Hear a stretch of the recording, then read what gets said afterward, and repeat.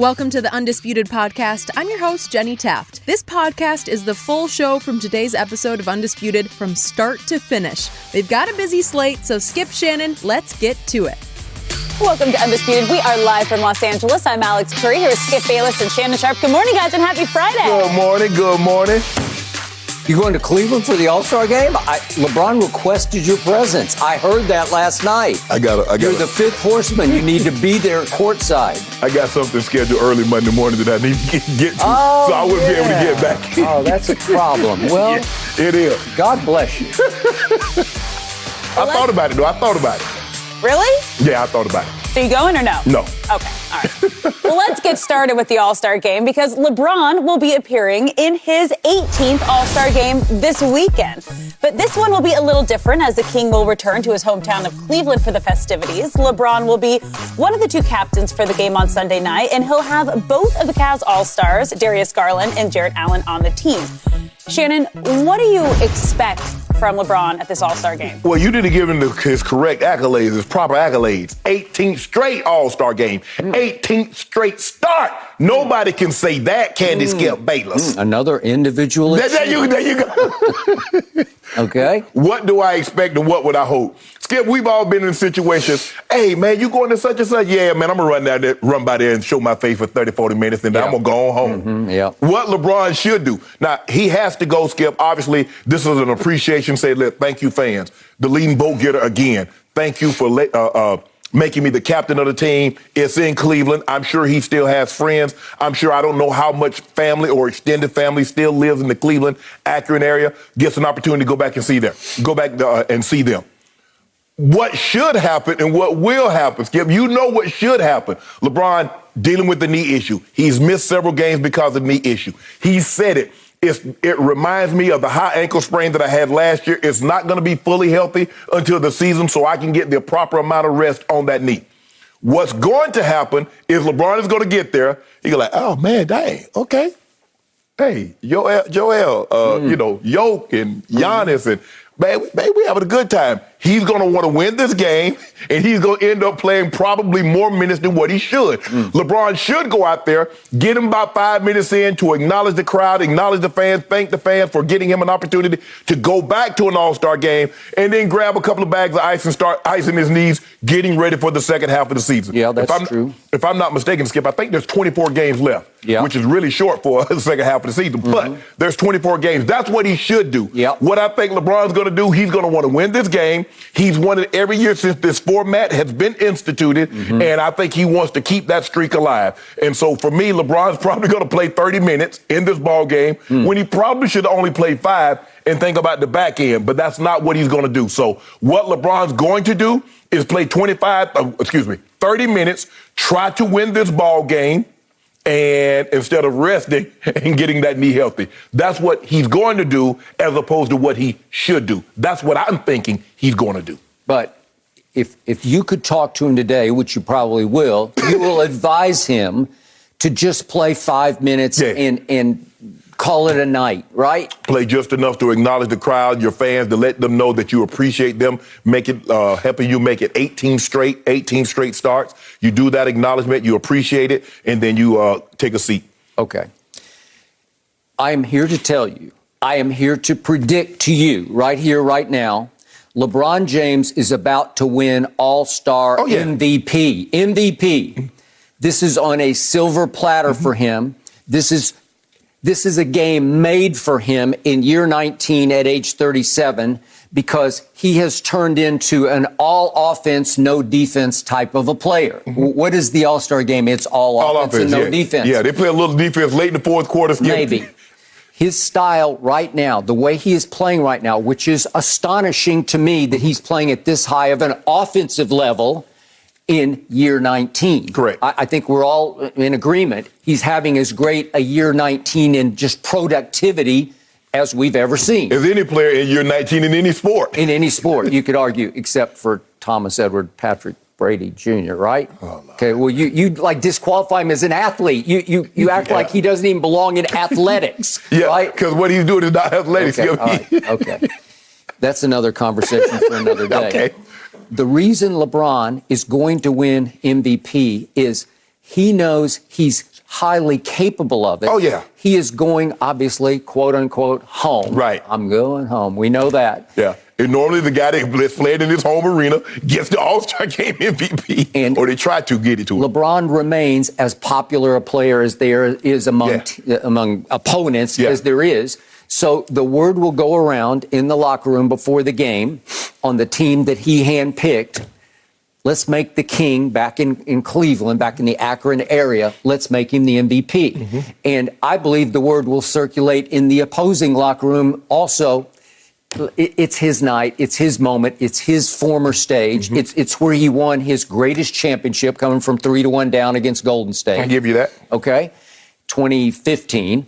So why not let him have his night? And the reason LeBron is going to play high minutes, and I looked at what his highest minutes were, he's had a bunch of 30-plus minute All-Star games. He's had 1, 2, 3, 4, 5, 6, 7 times he's gone over 30 minutes with a high 2014 in New Orleans. I was there, 33 minutes. Right. I will bet you he'll play at least 35-ish in this game, whatever it takes. And I believe in 35 minutes, he will score at least 30 points, and I would not be surprised if he gets to 40. Oh, I thought you were going to say a 30-point trip dub. Well, okay, it gets hard to do the triple-double because nobody's even passing the basketball, so it's hard to get assists. and I think he's going to be in full-on scoring mode, so he's still the best passer in basketball, but he's not going to be looking to do that. So, to me, what he does best right here, right now, he is still the best driver of the basketball in the game. And when he gets going downhill, when he starts to freight train at about 6'9", I'm going to give him 265 right now. He is still unstoppable to the basket, especially when nobody's playing a lot of defense. Right. So they're going to run, they're going to fast break, they're going to cherry pick, there are going to be a lot of bunny baskets made, and he is the best still at scoring at the rim. Mm-hmm. So, again, you don't have to worry really about shooting free throws because nobody's going to really foul you at the rim. Right. It's going to be maybe in the last 3 minutes they will, but not before then. Right. Right? Right.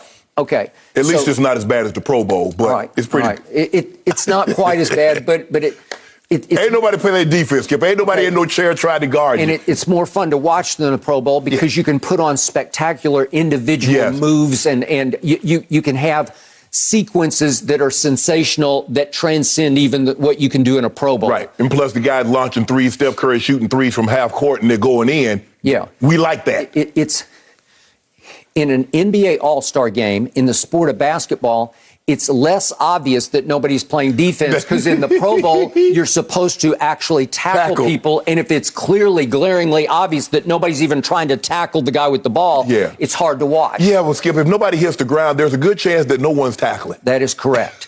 Okay, so to me, LeBron is attempting a career high, by far, 8 3-point shots a game. This can be a 3-point shooting contest. So I'm going to say he'll attempt 12 of those. 12? Yep, I believe he'll shoot 12 threes because it's just what you do in the All-Star game. They're semi-break threes where you just pull up and launch. Right.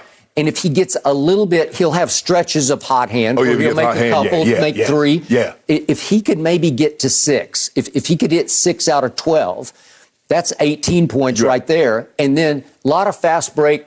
And he can still get up. I know he's supposed to have a swollen knee. I don't know about that. But he looked just fine the other night, right? Mm-hmm.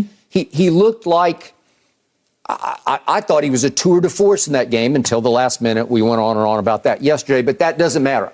When it was time in the fourth quarter, what did he wind up with? 15. 15. He scored 15 points. And he looked explosive. Mm-hmm. His knee appeared not to be bothering him one even tiny bit. Mm-hmm. I didn't see a wince. I didn't see any limp. He was getting up. He was slamming when it was time to slam. So can he still highlight dunk it? Sure he can. Yeah. Okay. So if he sucks it up, and remember now, he will have had, that was Wednesday night. Thursday, Friday, Saturday. Little shoot around Saturday and then Sunday. Right. So you have time to regroup. And you also know, in the back of your mind, you don't have to play until next Friday. Correct. So why wouldn't this be on your silver platter here? You're basically just playing one game in 10 days. Mm-hmm. Am I right? Yeah, 1 game in 10 days. Yeah, okay, basically. 1 game in 10 days. So why wouldn't he just go at it as hard as he can go? Well, that's probably what's going to happen, Skip, because he wants to win this game. He has yet to lose in this format. When he's a captain, the other guy's a captain, you pick the teams. He has yet to lose in this format. He wants to continue that. LeBron does not like to lose, but it's again, Skip, I'm just going by the show of my face. I'm only going to stay 30, 40 minutes. And then all of a sudden I get that, I start seeing a couple of friends, I start having a good time. 30, 40 minutes turn into 2 or 3 hours. Well, he's probably going to say, hey, guys, man, hey, I'm just going to go in there, hey, show my face, my appreciation. And then he hits, like you said, okay, we start the game. I hit 2 threes off the rip. I drive to the basket, get me 2 dunks. Okay, Skip, now I got 10 points. Okay. Here we go. I'm 2 minutes into the game, but I got 10 points. I got 10 points on the way to... I might as well go on and stay a while now. Yeah, why not? Okay. So my point is, the fix will be in, and I put quotes around fix because everybody will want him to have super highways to the basket. And I'm not saying they're throwing the game. I'm just saying we've seen it before. Yeah, normally the guy, if there's an all-star and the game is in his hometown, a la Anthony Davis in New Orleans. Yep. I think it was New Orleans or Chicago. It might have been New Orleans, where he got 52. I think it was in New Orleans. He scored 50. 2014. Yeah, Skip, he had an NBA record, All-Star game record, 52 points. That's not an accident. No. And in my history of going to the All-Star games, dating all the way back to the early 80s, it seemed like every year they said, there was even a year Tom Chambers in Seattle. It's like, let's make him the MVP. Really? Tom Chambers is the MVP? Yeah, he is. Exactly. Okay, whoever it is, whoever has a connection, it might not be his home city that he's playing in, it might be where he's from.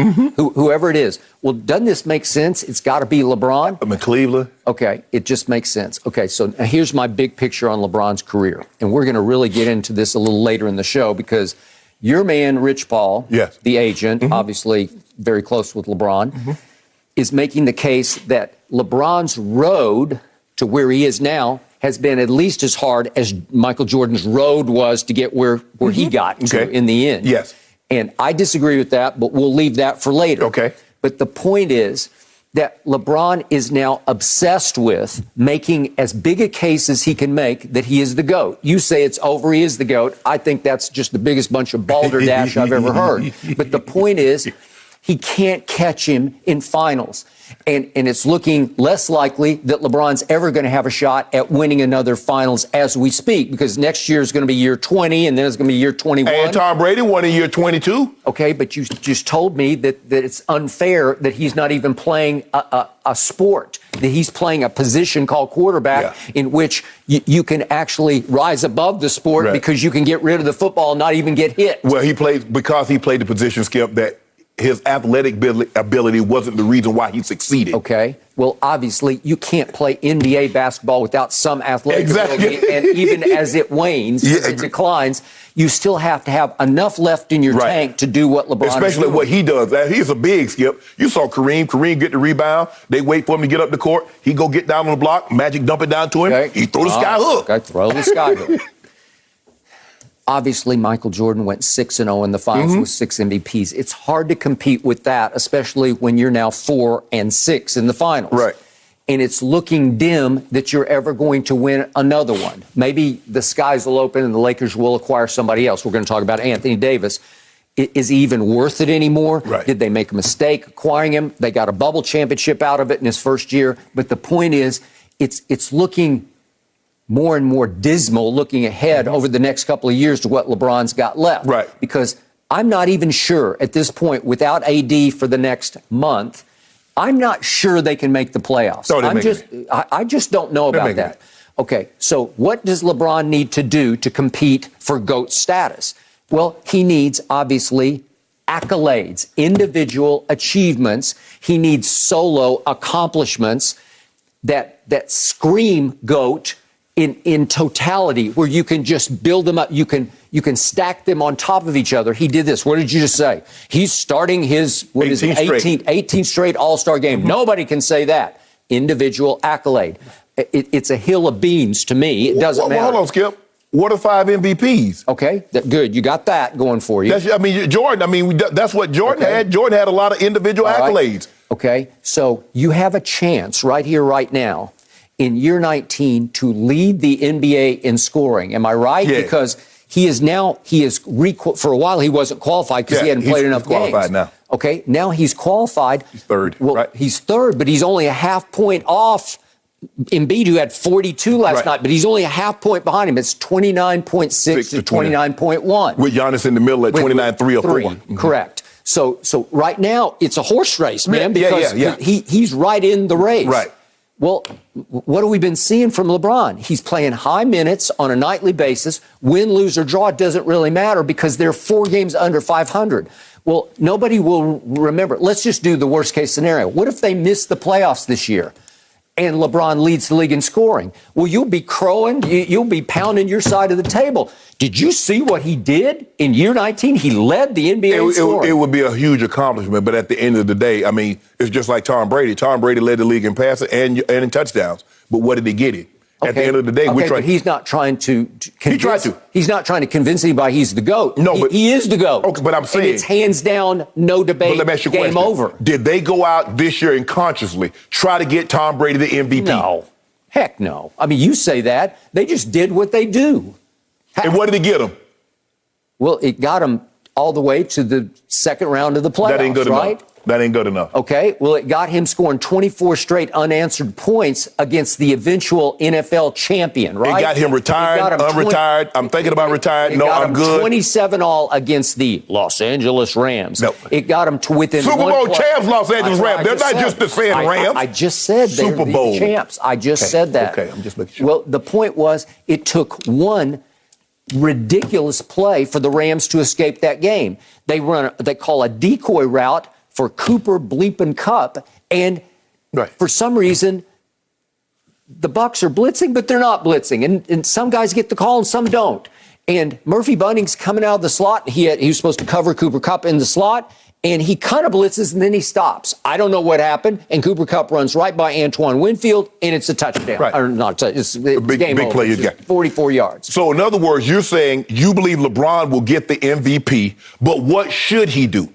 No, I'm saying he needs it. He needs individual accolades to stack to make the anti-Jordan Man, case. ain't nobody talking about no MVP. Remember, what have I told you 1,000 times on the show? Jordan won 10 scoring titles to LeBron's 1. Yeah. Okay, well, this would help your case a little bit. No, it wouldn't, if because let that sink in for a second. Michael Jordan won 10 scoring titles. LeBron has won 1, but LeBron is on the cusp of being the all-time greatest scorer in NBA history. Let that sink in. Now, here's a guy that's going... That's just a pure longevity award, just because he's played so long, and he's been mostly Iron Man until now. But here's a guy that's going to be top 10 in assists, might be top 7 or 8 in assists, and have 40,000 points. Mm-hmm. Nobody else that's in the top... Who else is in the top 5 of scoring, the top 6, top 7 of scoring, can say they even in the top 20 in assists? Okay. So I don't care, because all this camouflages all the flaws, because the flaws are game over. Everybody had flaws. Not like this guy has flaws. This guy's got big flaws, and it starts with what are called free throws. Free, as in you can have this. Nobody's going to guard you from 15 feet. He's a 73% career free throw shooter. It's horrible by superstar standards. And as we see again and again and again, he runs from the late game free throw line because he knows he's got the demons. There's some Ben Simmons going on in LeBron as we speak. But see, what you do is that if he plays a good fourth quarter, you'll deduce it down to a play or to seconds in a ball game when you've never done that for anybody else. As long as they play great in the fourth quarter, somebody somebody goes 8. What LeBron can do, LeBron can go 9 or 10 from the field in the fourth quarter, and you'll talk about the one miss if it came within a minute of the end of the ball game. Okay, but it's called closing time, and he's not a closer. So what is the fourth quarter? They don't play the fourth quarter, first quarter. Okay, he was really good until the final minute, and then all of a sudden... the final minute. When the pressure mounted and the game was up for grabs against a team that was a 5-point favorite, it's time to close it. And after he made 2 big threes with like 3 minutes left and 2 minutes left, then all of a sudden he's got a little fadeaway in the lane and he misses it badly. That was the dagger. That was the dagger. Come on, Skip. You see what you did? Skip, you see what you did? No, I didn't do anything. I just spit facts. Let me ask you a question. If he doesn't get those 15 points, what good is anything anybody else did? Okay, we're talking about You saying he's the GOAT. I say he is the phony GOAT. So I just want to make sure I'm hearing you correctly. Well, I want to hear you correctly because you keep ducking and dodging. What? Did he not run from the free throw line on the inbounds pass? It's the silliest thing I've ever seen. He tries to shrink and duck and hide in the middle of the floor I don't want the ball. I don't want the ball. That's where the superstar, that's where the GOAT, that's where the Jordan runs to the side out of bounds and says, give me the basketball so they'll foul me so I can go close the game. But here's the thing. And Russell Westbrook went and got the ball. Because here's the thing. They ran the play for Malik Monk. Why wouldn't they run it for LeBron James? Because they ran it for Malik Monk. Malik gets trapped by a guy. Conley sees Russ. Conley leaves LeBron, goes to Russ. LeBron says, okay, give me the ball. There's nobody on me. Russ holds it. To Russ' credit, he's not the greatest free throw shooter, but in that moment, he stepped to the line. He made both of the free throws. It was the most courageous act. It was the greatest thing Russ has done all season in a disaster of a season for your Lakers. But if LeBron doesn't go crazy in the fourth quarter, none of that matters. I got that. Because that's what you said. Now, see, just remember now what you said Saturday night. LeBron laid an egg. You say it was the worst fourth quarter you had ever seen him play. He was 1 for 10 with 3 turnovers. Okay, now on the flip side, he goes and gives you 15, 3, and 2. Now you deduce, it's not the fourth quarter. You deduce it down to a minute. Yeah, it was the minute of the game. Well, it was. The last minute doesn't even matter. He has run from the late game free throw line his whole career. I first guessed this in 2005 on Cold Pizza. You can check the tape. He still does it. It's just a flaw, and it's a disqualifier from the GOAT conversation. No, it's not a disqualifier. Yeah. The numbers will say. Shaq said if LeBron James breaks Kareem's record, I don't know what we're talking about. LeBron will win All-Star MVP, and he might only shoot 2 free throws in the game because you just don't shoot free throws. They don't shoot free throws anywhere. But here's the thing, Skip, nobody's talking about it. Look, Kobe has 4. I think Jordan has 3. LeBron has 3. I don't know, in fact, no All-Star game MVPs and determining. Just wait until Sunday night. No. All you'll hear, the sports world will be abuzz about LeBron won MVP in year 19. I'm not factoring in no All-Star game MVP into determining how great a player. Be it baseball, football, basketball, hockey. You'll sing a different tune. Skip, that's an All-Star game. Ain't nobody really playing. Yeah. How many times have you said, but he's been the MVP 3 times or whatever? I ain't never used no All-Star game MVP. That's nothing. They're not even playing. Well, there are a lot of blind witnesses out there, and they will be. Especially now in football. At least they used to tackle back in the day or tried to block a punt or a kick. Yeah. But not now. But I'm not using that. What I hope to happen and what will happen are probably 2 different things. I hope he would go get 5 minutes in and then start the treatment on that knee to get ready for the second half of the season. What probably will happen is that he'll go play 30 minutes and try to win this ball game. And in the process, you might be right. He might win the MVP. But what will happen and what I want to happen, those are 2 different things. He's got to get that knee ready to miss the playoffs. You just told yesterday that he was going to make the playoffs. Well, with AD out for a month. After an embarrassing loss to the Celtics a couple nights before, Joel Embiid and his Sixers responded with a 123-120 statement win over the defending champion Bucks in Milwaukee. Embiid finished with 42 points and 15 rebounds, while Giannis flirted with a triple-double, totaling 32 points, 11 rebounds, and 9 assists. James Harden didn't play for Philly, but they expect Harden debut after the All-Star break.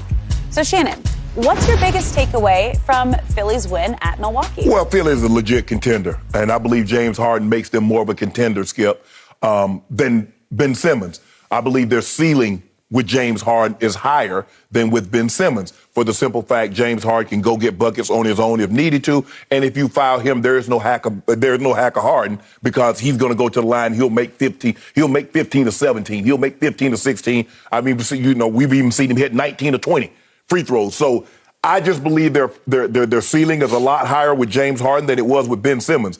But Joel Embiid, and we're going to talk about this, Skip, he's right there. He, Nikola Jokic, and I think the odds just came out yesterday, and he's a slight favorite to win the MVP over Nikola Jokic, and they're both in front of Giannis. I think Giannis was 3rd. So it just goes to show you the type of season that Joel Embiid is having. He's been unbelievable. But they need James Harden. You're not going anywhere with Tobias Harris as your second best player. And plus, we've seen when the offensive load, when Ben Simmons is the only guy that can go get you buckets, he's gotten past the second round no time. In the 4 straight years, he's made it to the second round, and that's where the bus stopped. So I believe James Harden give them that extra opportunity. Ben Simmons was sensational last night. They threw everything. They had tried Giannis. They tried Bobby Portis. They tried Embiid was. Excuse me. Yeah. Embiid was unbelievable. Mm-hmm. They tried Serge Ibaka. They tried Bobby Portis. Giannis said, let me have him. Giannis is just too light to britches. Giannis need to weigh about another 100 pounds, Skip, and then he'd be right. He'd be ideal weight-wise for Joel Embiid. Because, man, Joel Embiid, Skip, he put that big old butt on him, and they just go flying like bowling pins. They do. So there's nothing you can do about it. But I will say this. I believe Philly played as well as they can possibly play last night, and they beat Milwaukee by 3. I don't think Milwaukee played that well because Chris Middleton did not play very well at all. Chris Middleton. He was 6 of 20. He was 6 of 20. Mm-hmm. We know that you talk about a guy that has a mid-range game and can hit big-time threes. He does. He's that guy. But I thought Giannis was unbelievable. Giannis poured it on late in the fourth quarter. He did. He was sensational. Holiday was Holiday, but give those guys credit. Give them credit. Niang played well. Tyrese Maxey played well. There's a reason why they didn't want to get rid of Tyrese Maxey. Remember, Rich Paul said, I want Ben Simmons and Tyrese out of there. Durham Morris said, Tyrese, we'll oblige you with Ben Simmons. Tyrese Maxey is not going Max is not going anywhere. Nope. So I will say this, Skip. Philly is going to be formidable. Joel Embiid believes that this is my time. And when you get a guy, we've seen guys when they feel it's their time, you're going to have hell on your hand getting them up out the playoffs. Mm-hmm. Now, James Harden can come in and understands, let me go ahead and make sure Joel Embiid goes on and continues to get his 30, get his touches. I can get mine because I can go one-on-one at any given time, especially when Joel leaves the floor. This is my time to shine. This is when I do all my one-on-one, my start, get to the basket with either hand, Skip, and force the officials to either make a call or make or say no call. They're going to be formidable, but I still like the Bucks. But Joel Embiid, wow. So you're ready to admit that I've been right all along. Joel Embiid is the best big man in basketball. No. I'm not ready to admit that. I think you just said that. No, I did not say that. You as much as said that. Did you not see Nikola Jokic? Did you see what he did to Golden State? Did you just see what he did? 35, 17, and 8. The game-winning kick. No look. Did Draymond play? That ain't nothing to do with it. You always tell me Draymond's the glue. Whoa. So Draymond gonna guard Jokic? Jokic is leading Denver to the 6th seed as we speak. Okay? That's all you need to know. He's the 6th seed. End of story. Minus Murray, minus Porter Jr. Yeah. Minus Ben Simmons, right? Minus Ben Simmons. He has done all of the above. You're going to be so wrong about this trade. The Nets are going to be running away with this trade before it's all over. Because my biggest takeaway last night was not that Joel Embiid is the best big man in basketball, not that Joel is better than Giannis, even though that's what it looked like last night. Giannis was very good last night. But I think even you saw Joel was a little better. I thought he was good. Skip, I thought Giannis was good late. He scored 16 points. He had 4 rebounds and 2 assists and a steal, a couple of turnovers. No, I thought he was good late because he scored 16 of his 30 in the fourth quarter. The first 3 quarters, Skip, he was not very good. Okay. Joel Embiid was great from the tip to the buzzer. Yep. And last night, you got to watch the Sixers universe revolve around Joel Embiid. Right. He was the sun, right? Yep. Last night. Everything went through Joel. And all he did was go 14 of 21 and make 3 of 4 threes. And he made another one that I thought was 4 of 4, and they called it a 2. So he could have had a 4th 3. He missed another one, but it could have been 4 of 5 at that point. And obviously he kicks in his 14 rebounds and his 5 assists because he's a pretty good passer. Right. He's not Jokic as a passer, but he can really dish the basketball. And he gets to the line so much more than Jokic does. Right. And last night it was 11 of 14. That's kind of an off night for him because he's usually 13 of 14. So he will wind up the year as he did a year ago. He'll shoot another third more free throws than Jokic does. Jokic just Hell, he's going to shoot third more free throws than everybody. Okay, that is correct. He runs away with that, and he'll still make 85% of them, which is way beyond LeBron James, but that's all. Don't do that, Skip. Okay, back to business here. My biggest takeaway at the end of the night was I believe the Sixers were better last night without James than they will ever be with James Harden. I believe that. all of a sudden, everything's going to change for the best big man in basketball. Everything, the sky is going to fall on MVP frontrunner Joel Embiid when James comes to play. Because James wants the basketball. James is going to dominate the basketball, and Joel's going to be... I see what you did, Skip Bayless. You think you're slick. You think you're slick, Skip Bayless, because what's going to happen, James Harden comes back, and all of a sudden, Jokic or Giannis overtake him, and you're going to say, see, James Harden ruined it. Joel Embiid was the MVP frontrunner until ball-dominant James Harden did it. Well, that's what you're about to do. Do it. No, and again, that wasn't my MO here. That's not my goal. My goal is wins, losses, playoff advancing, and they're just... It's going to be a dead end for Joel Embiid in the playoffs with James as his distributor. This been a dead end without James Harden. Okay, I'm just telling you, I like this team. I like what I saw. That was their most impressive win of the year because you love the Bucks. Yes, right? yes, it was. I'm not going to argue that, Skip. Right. And from start to finish, it looked like a basketball team revolving around Joel. Right. And Joel was happy, he was engaged because he knew he could get the ball or distribute the ball from the post whenever he wanted the basketball. And it was fine that Tobias took 20 shots. So, like, Joel took 21, but Tobias took 20 shots, right? Yes. And then they got contributions, as you said, from Niang. And listen, Tyrese Maxey, I told you this before the trade deadline, he could just flat out play. So look at him from the free throw line. All right. Well, 10 of 10. Okay.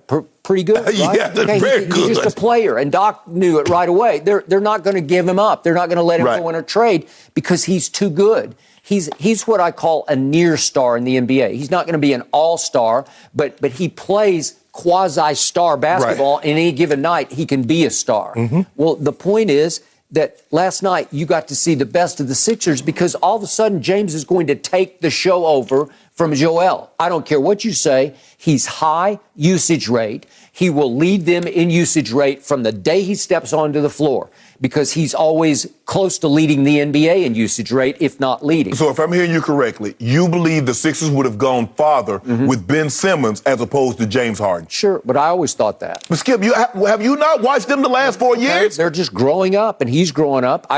I love him as a player. Watch how he fits in with the Nets. But that's a different situation because they don't have anybody with their back to the basket, and he can be used more as a back to the basket guy. Remember, Skip, Joel Embiid played better with Ben Simmons out.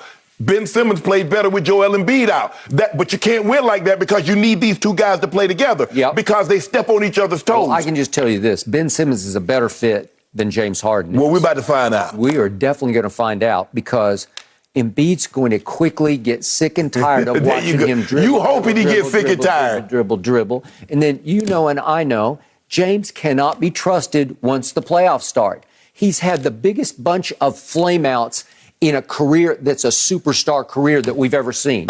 Skip, I'm not arguing that. But do you trust Ben Simmons more or James Harden more in the playoffs? Well, right now I trust Ben Simmons more with the Nets because he will just blend right in. He is a blender because he's a basketball player. He got no choice. Yeah. He ain't got no choice. What else he can do? Oh, he's only first-team all-defense? Does that matter? I guess not. And I don't know. You keep saying, where has he improved? And I say, well, he made 3 straight All-Star teams. He was Rookie of the Year, and then he made 3 straight All-Star teams. I guess the league thought he was doing just fine. Points, rebound, assists, stay right there, 15, 14, 16. No. He's a winning basketball James player. Harden. Yeah. We saw James Harden take those Houston Rockets teams with really barely anything. Yeah. And you know what?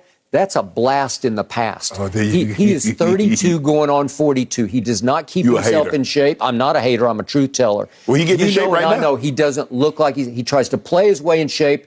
And once you hit 30, you can't just play your way into shape. He cleaned up his diet. Hired a private chef. He did Not. That's what Stop it. Yes, he did. Yeah, Stop. You know and I know he did. Stop. You don't want to look, the man say he about to put down the wings and the burgers. He about to start eating healthy. Fish. Lean cuts of meat. Wait until they do a West Coast swing and he takes side trips to Vegas and maybe a little quick trip to Houston. Dennis Rodman did that. Michael Jordan used to go to Atlantic City. You ain't say nothing. Michael Jordan was Michael Jordan. Well, he James Harden. Yeah, and what has James done in the postseason to deserve that? Did he earn the right Well, to he do didn't that? go to Skip. No. This was the regular season. You told me regular season don't count. You're like, who cares about a meaningless game on a Wednesday? Who cares about a game on a Thursday? James Harden says, I'm just going by what Skip Bayless said. Nobody cares about these games. So let me go on and make this quick trip over here. The universe just got repositioned for Joel Embiid, and now the sun in the Sixers universe is James Harden. Can I ask you a question? Do you think, how many more times do you think Chris Middleton's going to shoot 6 of 20 and 2 of 12 from the three? And y'all won by 3, and he did that. He gave you that. I thought Giannis had a B-ball game. I didn't think Giannis played well until the fourth quarter, and he got it going in the fourth quarter. Skip, you see that 3? You see that 3 ball? That 3 ball started to pay out for him. That mid-range jumper is starting to pay out for him. I just told you, Joel made 3 of 4.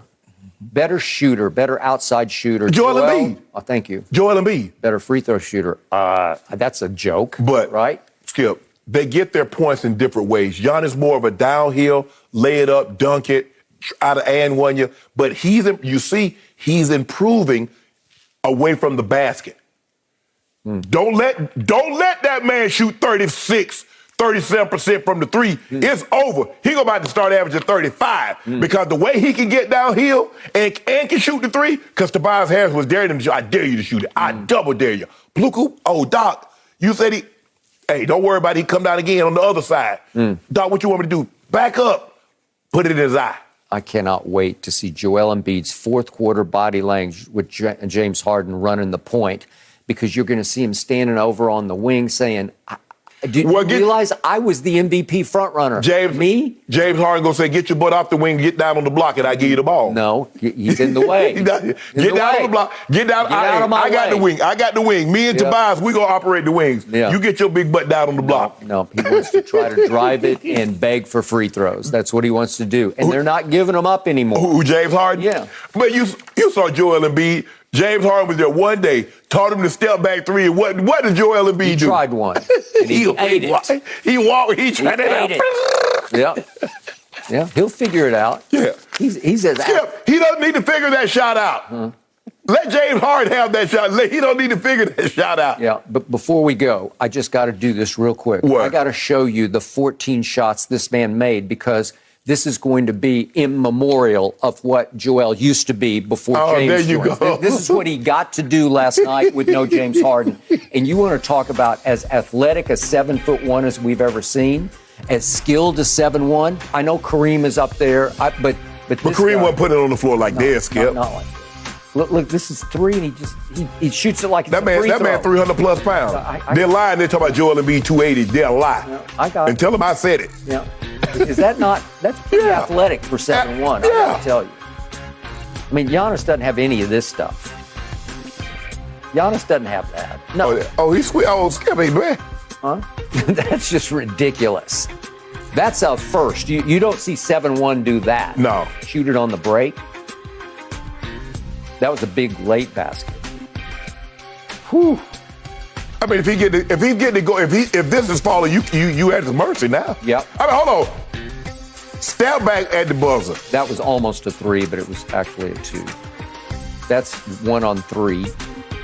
That was a big late shot. Yeah. That was it. Okay. I hope you hang on to those memories, because that's the end of Joel Embiid as we do. There you go. I just want everybody to know that's the best. Yeah, it's over. You trying to plant seeds in people? I know what you're doing. I'm just telling you what's going to happen. Remember, I said this. Joel Embiid and James Harden in that pick and roll. Yep. Now, you know James Harden love to pick and roll. Joel Embiid really never had a guy that he can pick and roll with.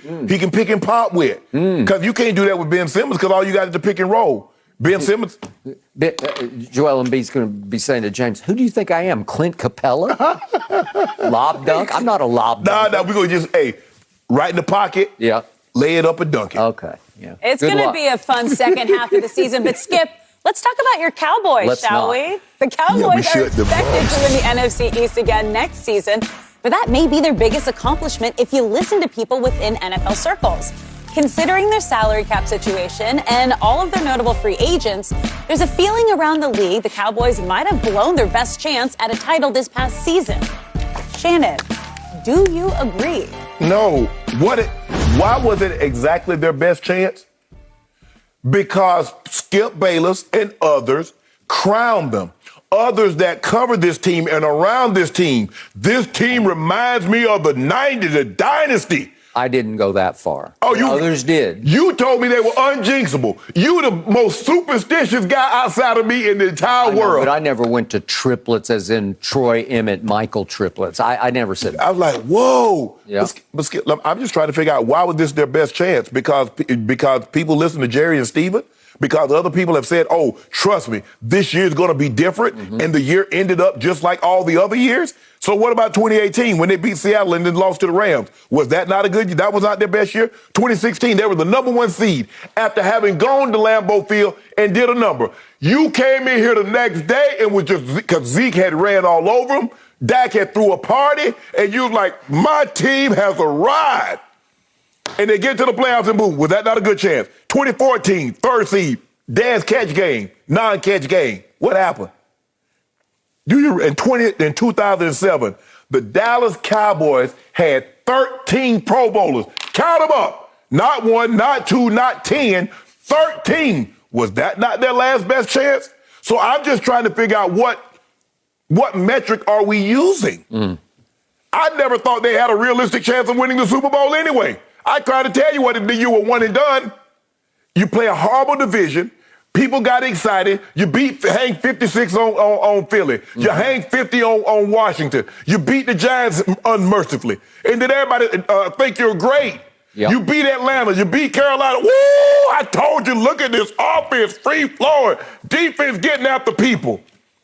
I said, are you really watching? Because the teams they're beating, they aren't very good.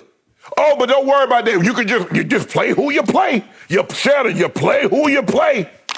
Okay. I ain't gonna see. We're gonna see. This is how your season's gonna end.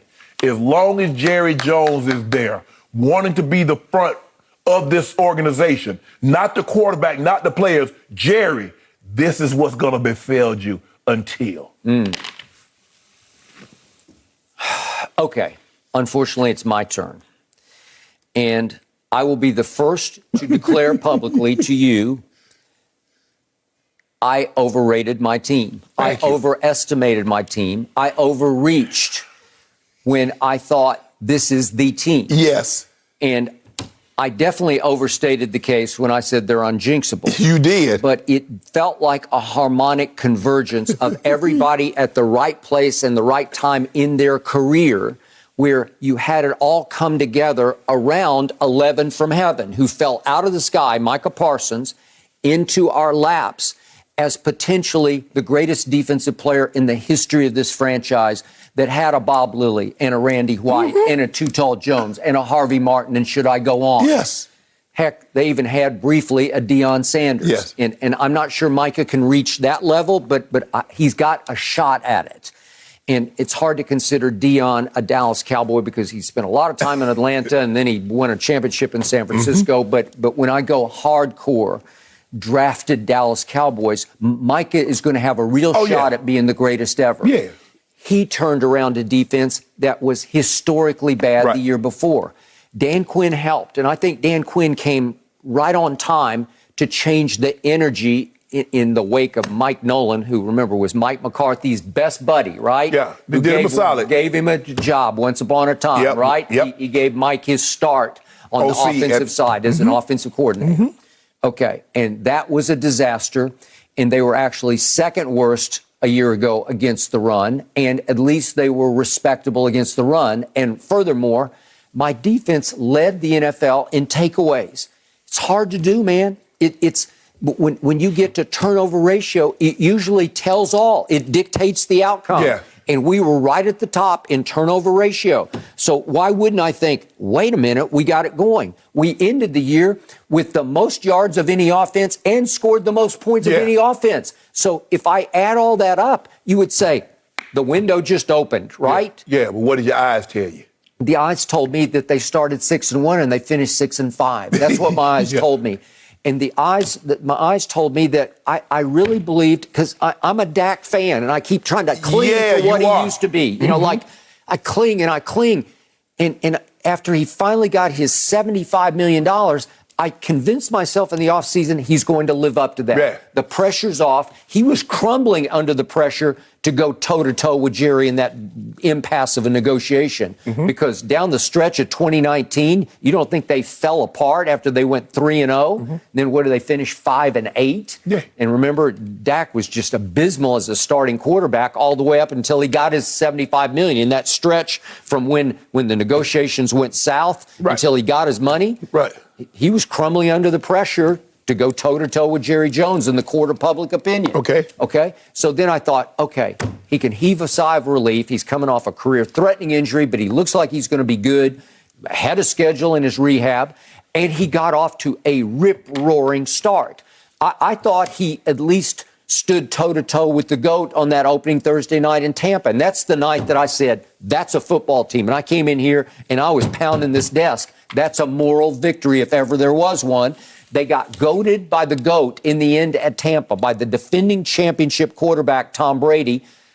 And a 7 Super Bowl quarterback, it took all of him at the end, as the clutchest performer we've ever seen in the sport, to beat them on opening night. And then they come right out here against Justin Herbert. And Dak was sensational in that last drive that produced a 56-yard field goal, thanks to Mike McCarthy watching time management. But the point was, at that point, I went completely over my skis on that because I thought this is it because the defense started to come together. But you made the best point. Somewhere about mid-year, you started to say, wait a second. This is a defensive football team. The defense is better than the offense. They're going to go as far as the defense carries them, right? And see, and Dak knew what it was because he's like, we got to bet that who's going to score the most touchdowns, the defense or the offense. Well, because he wanted to keep it going because he knew what they were offensively. But if you're making those kind of bets, something must be wrong with your offense, right? Yeah, because in my offense, that my job is to score the points, and I'm betting my defense that we're going to score more points than my defense. Really? Really? Because the defense can't really snap its fingers and score points. It's not like they got the ball in their hands. They got to take it away. You literally have the ball in your hands. But see, what happens, Skip, let me tell you what you did. You and a lot of others overhyped them in the beginning, and now you're overhyping them bad. No, Green Bay window's probably closed because I think we're all in agreement. Aaron Rodgers is a better quarterback than Dak Prescott. Devontae Adams is a better receiver than anybody they got on the Cowboys. I'll take Aaron Jones over anybody at running back they got on the Cowboys. So I do think Tony Pollard has Aaron Jones' potential, but it's not been realized because he hasn't been given the opportunity because Zeke's still the highest paid running back and they have to feed that beast. I believe Tony Pollard can catch the ball like Aaron Jones. I don't believe he can run the ball through the tackles. You know what I've told you about the other Aaron in Green Bay? Sometimes I think he's the MVP of the team, but go ahead. And look at it. Skip, for 3 straight years, they've been what? 13-3, 13-3. This year they were 13-4. So if anybody can have the window might have missed their best opportunity, I believe it would be the Packers. You got me? Not the Cowboys. Okay. You guys have underachieved. Skip, you just only your second year. You made the playoffs. You missed the playoffs when Dak got injured. At least the Cowboys say, well, hold on, we've been a number 1 seed or number 2 seed. I like to think that every time we've had the best quarterback on the field and we've lost. Skip, you guys, if you look at it, you've got to have some great teams. The Romo team with T.O., that offense, they had a good offense. They had a very good offensive line back then, Skip. Remember Marion the Barbarian running the football? I do. That was a young Jason Witten. D. Ware. It's not like y'all had some scrubs on the other side of Roy Williams. You guys had solid teams back then. But now, because you've been overhyped, this was your best chance to win it. No, you've had a lot of best chance. But your team crumbles because they are who we thought they were. You're in a bad division. You beat bad teams within that division. And when you step outside of that division or you step up in class, you see what happens. And it's happened to you for the entire season.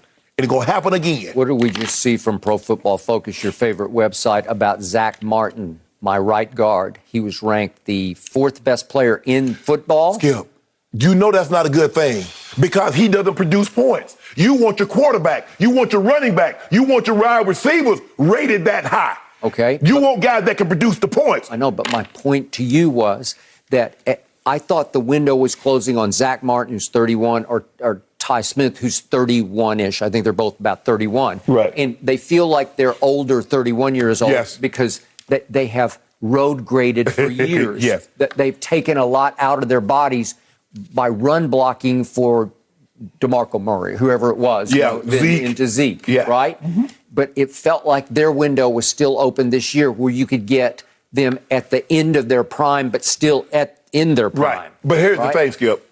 When they were younger, it didn't matter. Skip, we saw Darren McFadden go get 1,000 yards to get behind this offensive line because they were so dominant. But they said, hold on. Darren McFadden was pretty good. He was the SEC Player of the Year. Twice.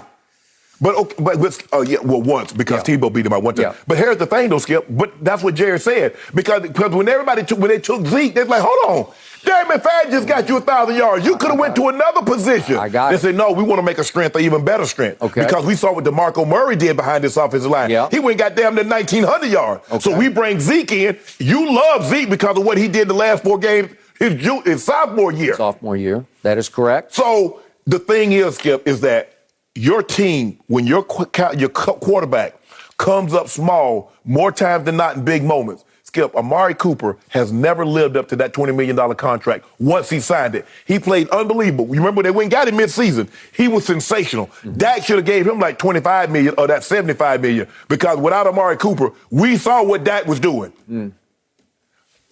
This is who you are. This. Okay, yet I thought the defense could start to carry us down the stretch. And what happened right on schedule in the home playoff game that we were allowed to play because we won the East by default, you can argue, we got San Francisco at home. Correct. Okay?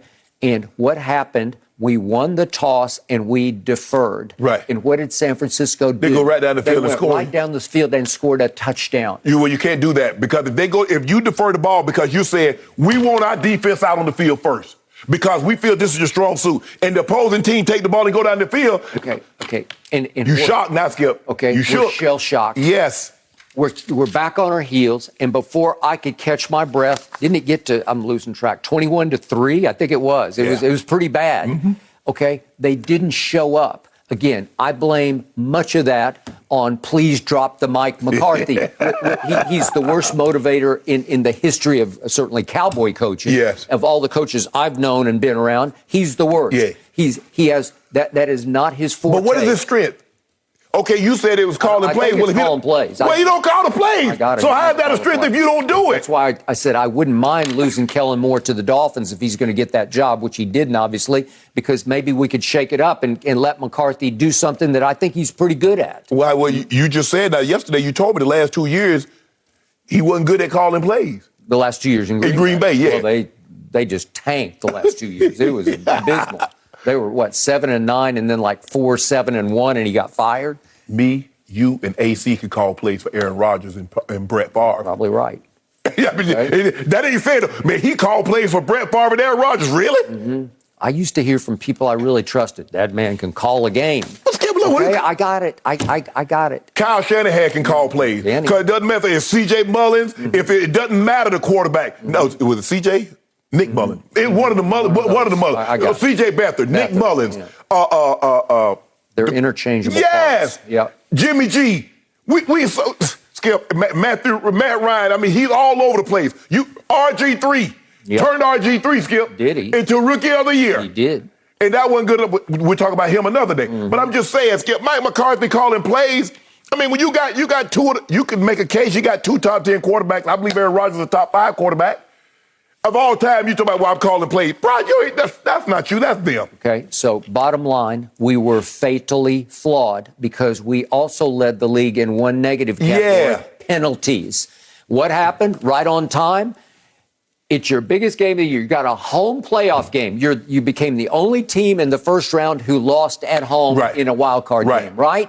You lost because you set the franchise record of 14 penalties in that game. That's the biggest reason that you blew it. Right. And because you did that, because it was fatally flawed, I think the window is closing on too many. Like Zeke's window, he got off to a big start, didn't he? Yeah. And now he looks like he's washed. First of all, your window wasn't open that much anyway. And I don't know if you know this, Skip, but we used to go to school, in the window, back at home, we used to have that old wooden spoon to hold the window up. Yep. Because you couldn't put it up and it stayed there, because as soon as you put it up, it slammed back down. So we had to put a wooden spoon up in there to hold the thing open. So that's what you was holding it open with this year. You had the wooden spoon. Now, I kept trying to tell you. It broke. It broke. Okay, so it slammed down on somebody's fingers. I kept trying to tell you, Skip. I say, Skip, your team committing all these penalties. But we win, all the fans. We win it. Shut up, Shannon, you're a hater. We won the game. Okay, now you lose the game when you commit those 14 penalties. Now you're over there.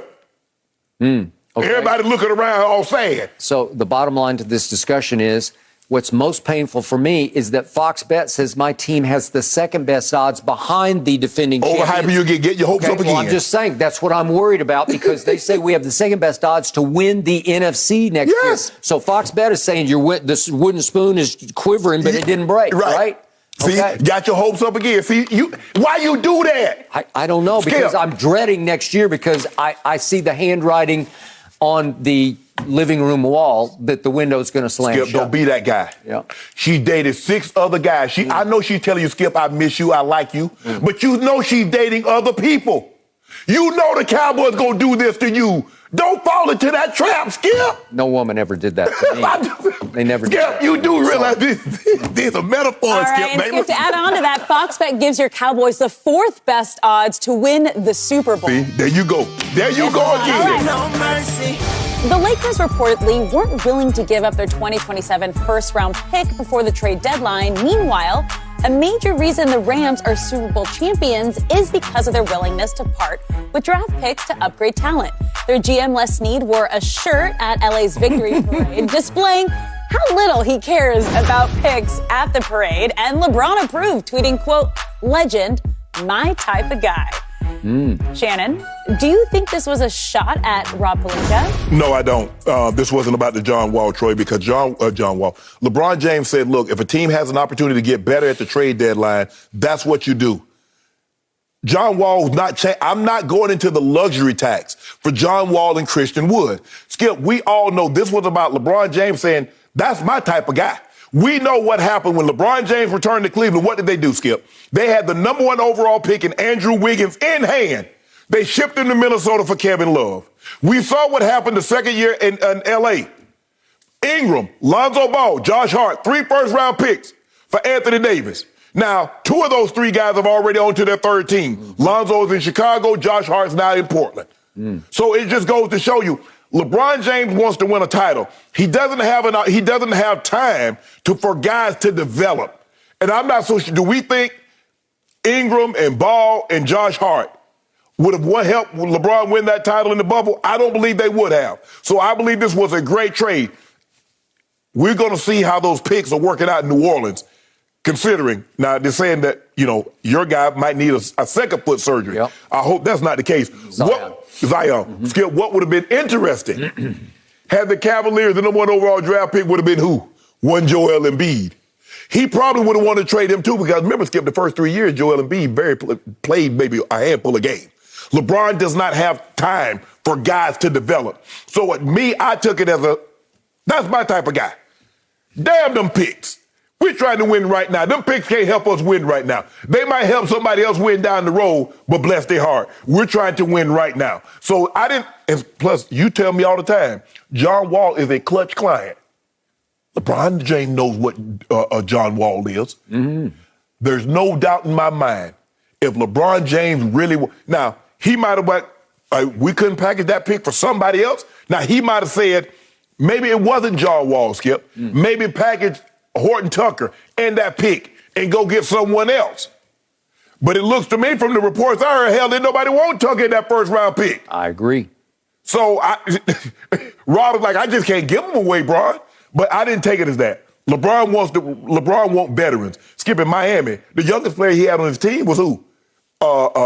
Mario Chalmers in his 3rd year. Now, Norris Cole came in a little here and there, but that was a veteran-laden team. They had the Battiers. They had the Mike Millers. Yeah, Birdman.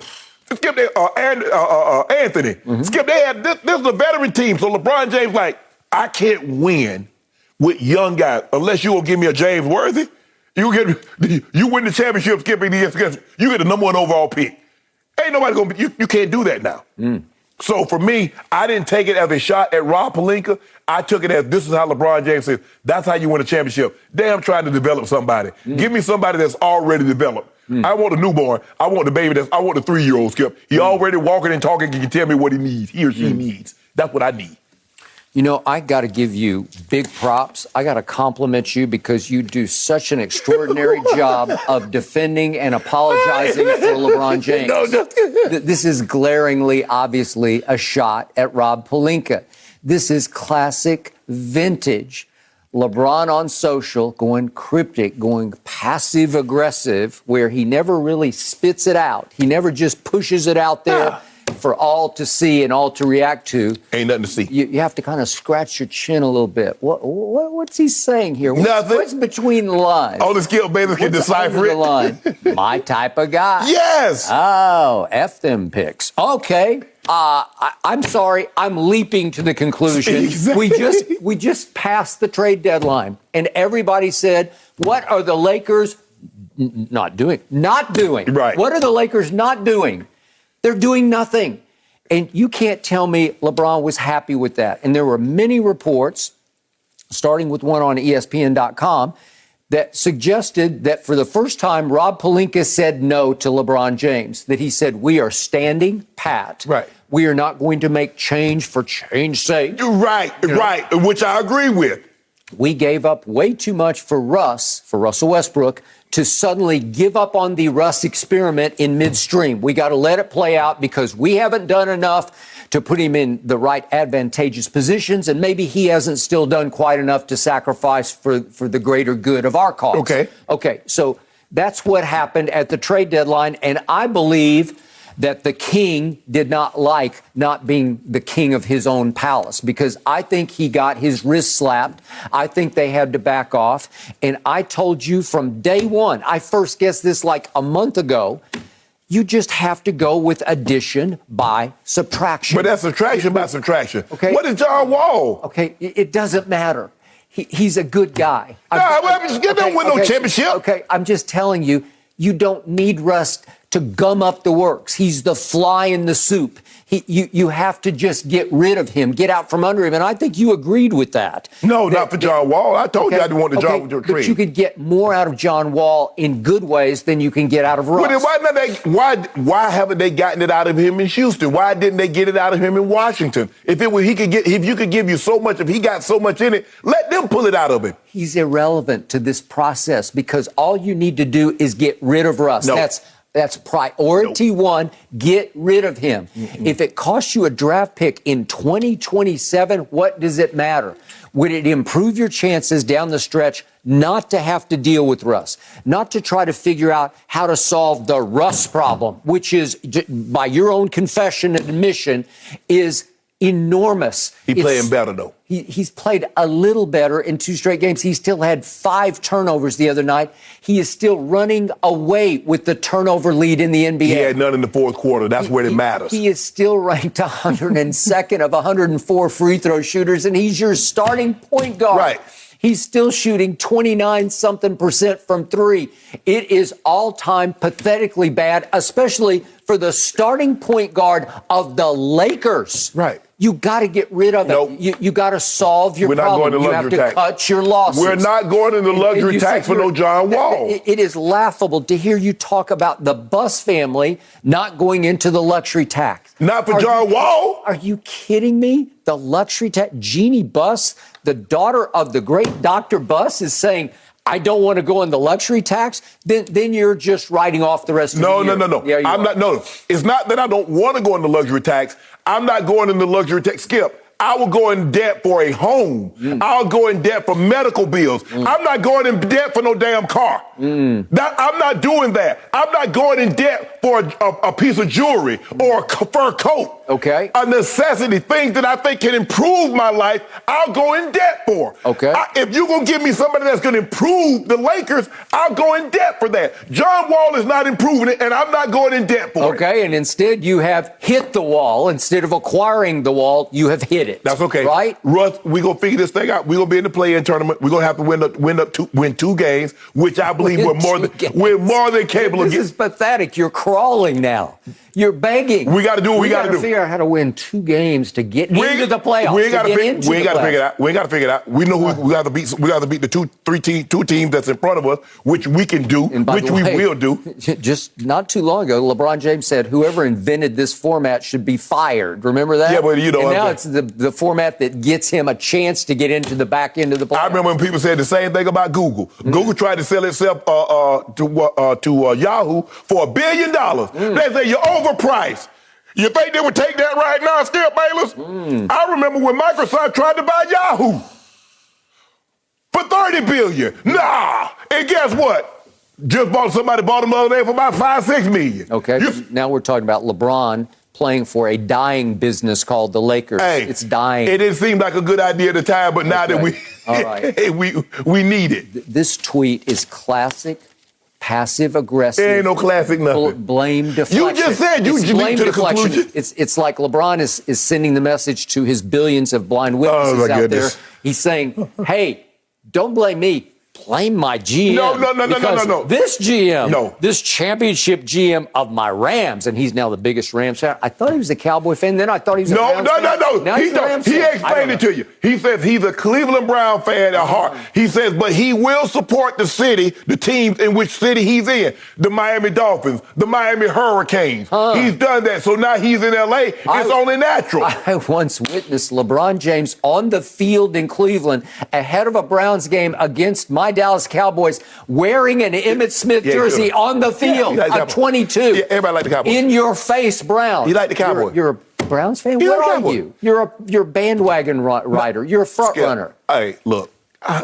Come on. Let the man have it. Don't blame me. Blame my GM. That's what this says. No, that's not I wish I had the Rams GM because he's got some guts. Skip, but you make it seem like they didn't trade no second and third round picks for Melvin Ingram. They traded second and third round picks for Von Miller, a former Super Bowl MVP. Okay. There's a difference. Okay, but they didn't face a rust problem. You needed to eliminate your rust problem, solve it, fix it, and John Wall was irrelevant to the deal. You had it on the table, and you didn't do it. They didn't give up 2 first-round picks for Baker Mayfield, 2 first-round picks for Jimmy Garoppolo. They gave that for Matthew Stafford. Rob Pelinka said, I got no problem giving up. No mercy. Well, LeBron and Aaron Donald connected at the Lakers' home game 2 nights ago, and when discussing the Super Bowl champ afterwards, the King was blunt in his praise, saying, quote, he's the greatest defensive player I've ever seen play the sport. Now, Shannon, LeBron did admit he never watched Lawrence Taylor play in his prime, but it's still high praise. So is Donald becoming the greatest defensive player you've ever seen? Well, Skip, remember I said it. I said he's on his way to being mentioned in the same breath as Lawrence Taylor. I'm a lot older than LeBron James, so I'm old enough to remember LT. I'm old enough to remember Reggie White. Played against a lot of these guys, Bruce Smith, Reggie White. Played against some of the all-time greats, the Derek Thomas and Deion Sanders. But Skip, I believe this kid I believe he's a top 5 defensive player currently as we speak. And I'm not just talking about in his era, in his generation. I'm talking about in the history of the league. The next anniversary team that they have out there, Skip, Aaron Donald is going out there with them. There's no question about that, Skip. 8 straight Pro Bowls, 7 straight first-team All-Pros, 3 Defensive Players of the Year. And he's not slowing down. Since he's entered into the league, Skip, he's number 1 in sacks. He had 8 more than anybody else. He's number 1 in tackle for losses, 36 more than anyone else. Number 1 in QB hits, 42 more than anybody else, Skip. And the thing that makes him so unique is that he's putting up edge rushers, defensive end, outside linebacker numbers at the defensive tackle, where he's a lot easier to double team. And Skip, the thing is that we need to put, he made a 3rd down tackle, but we need to put a little emphasis. It was a 3rd and 1 tackle where he posted the offensive guard, grabbed the running back wide with one hand, and pulled him back.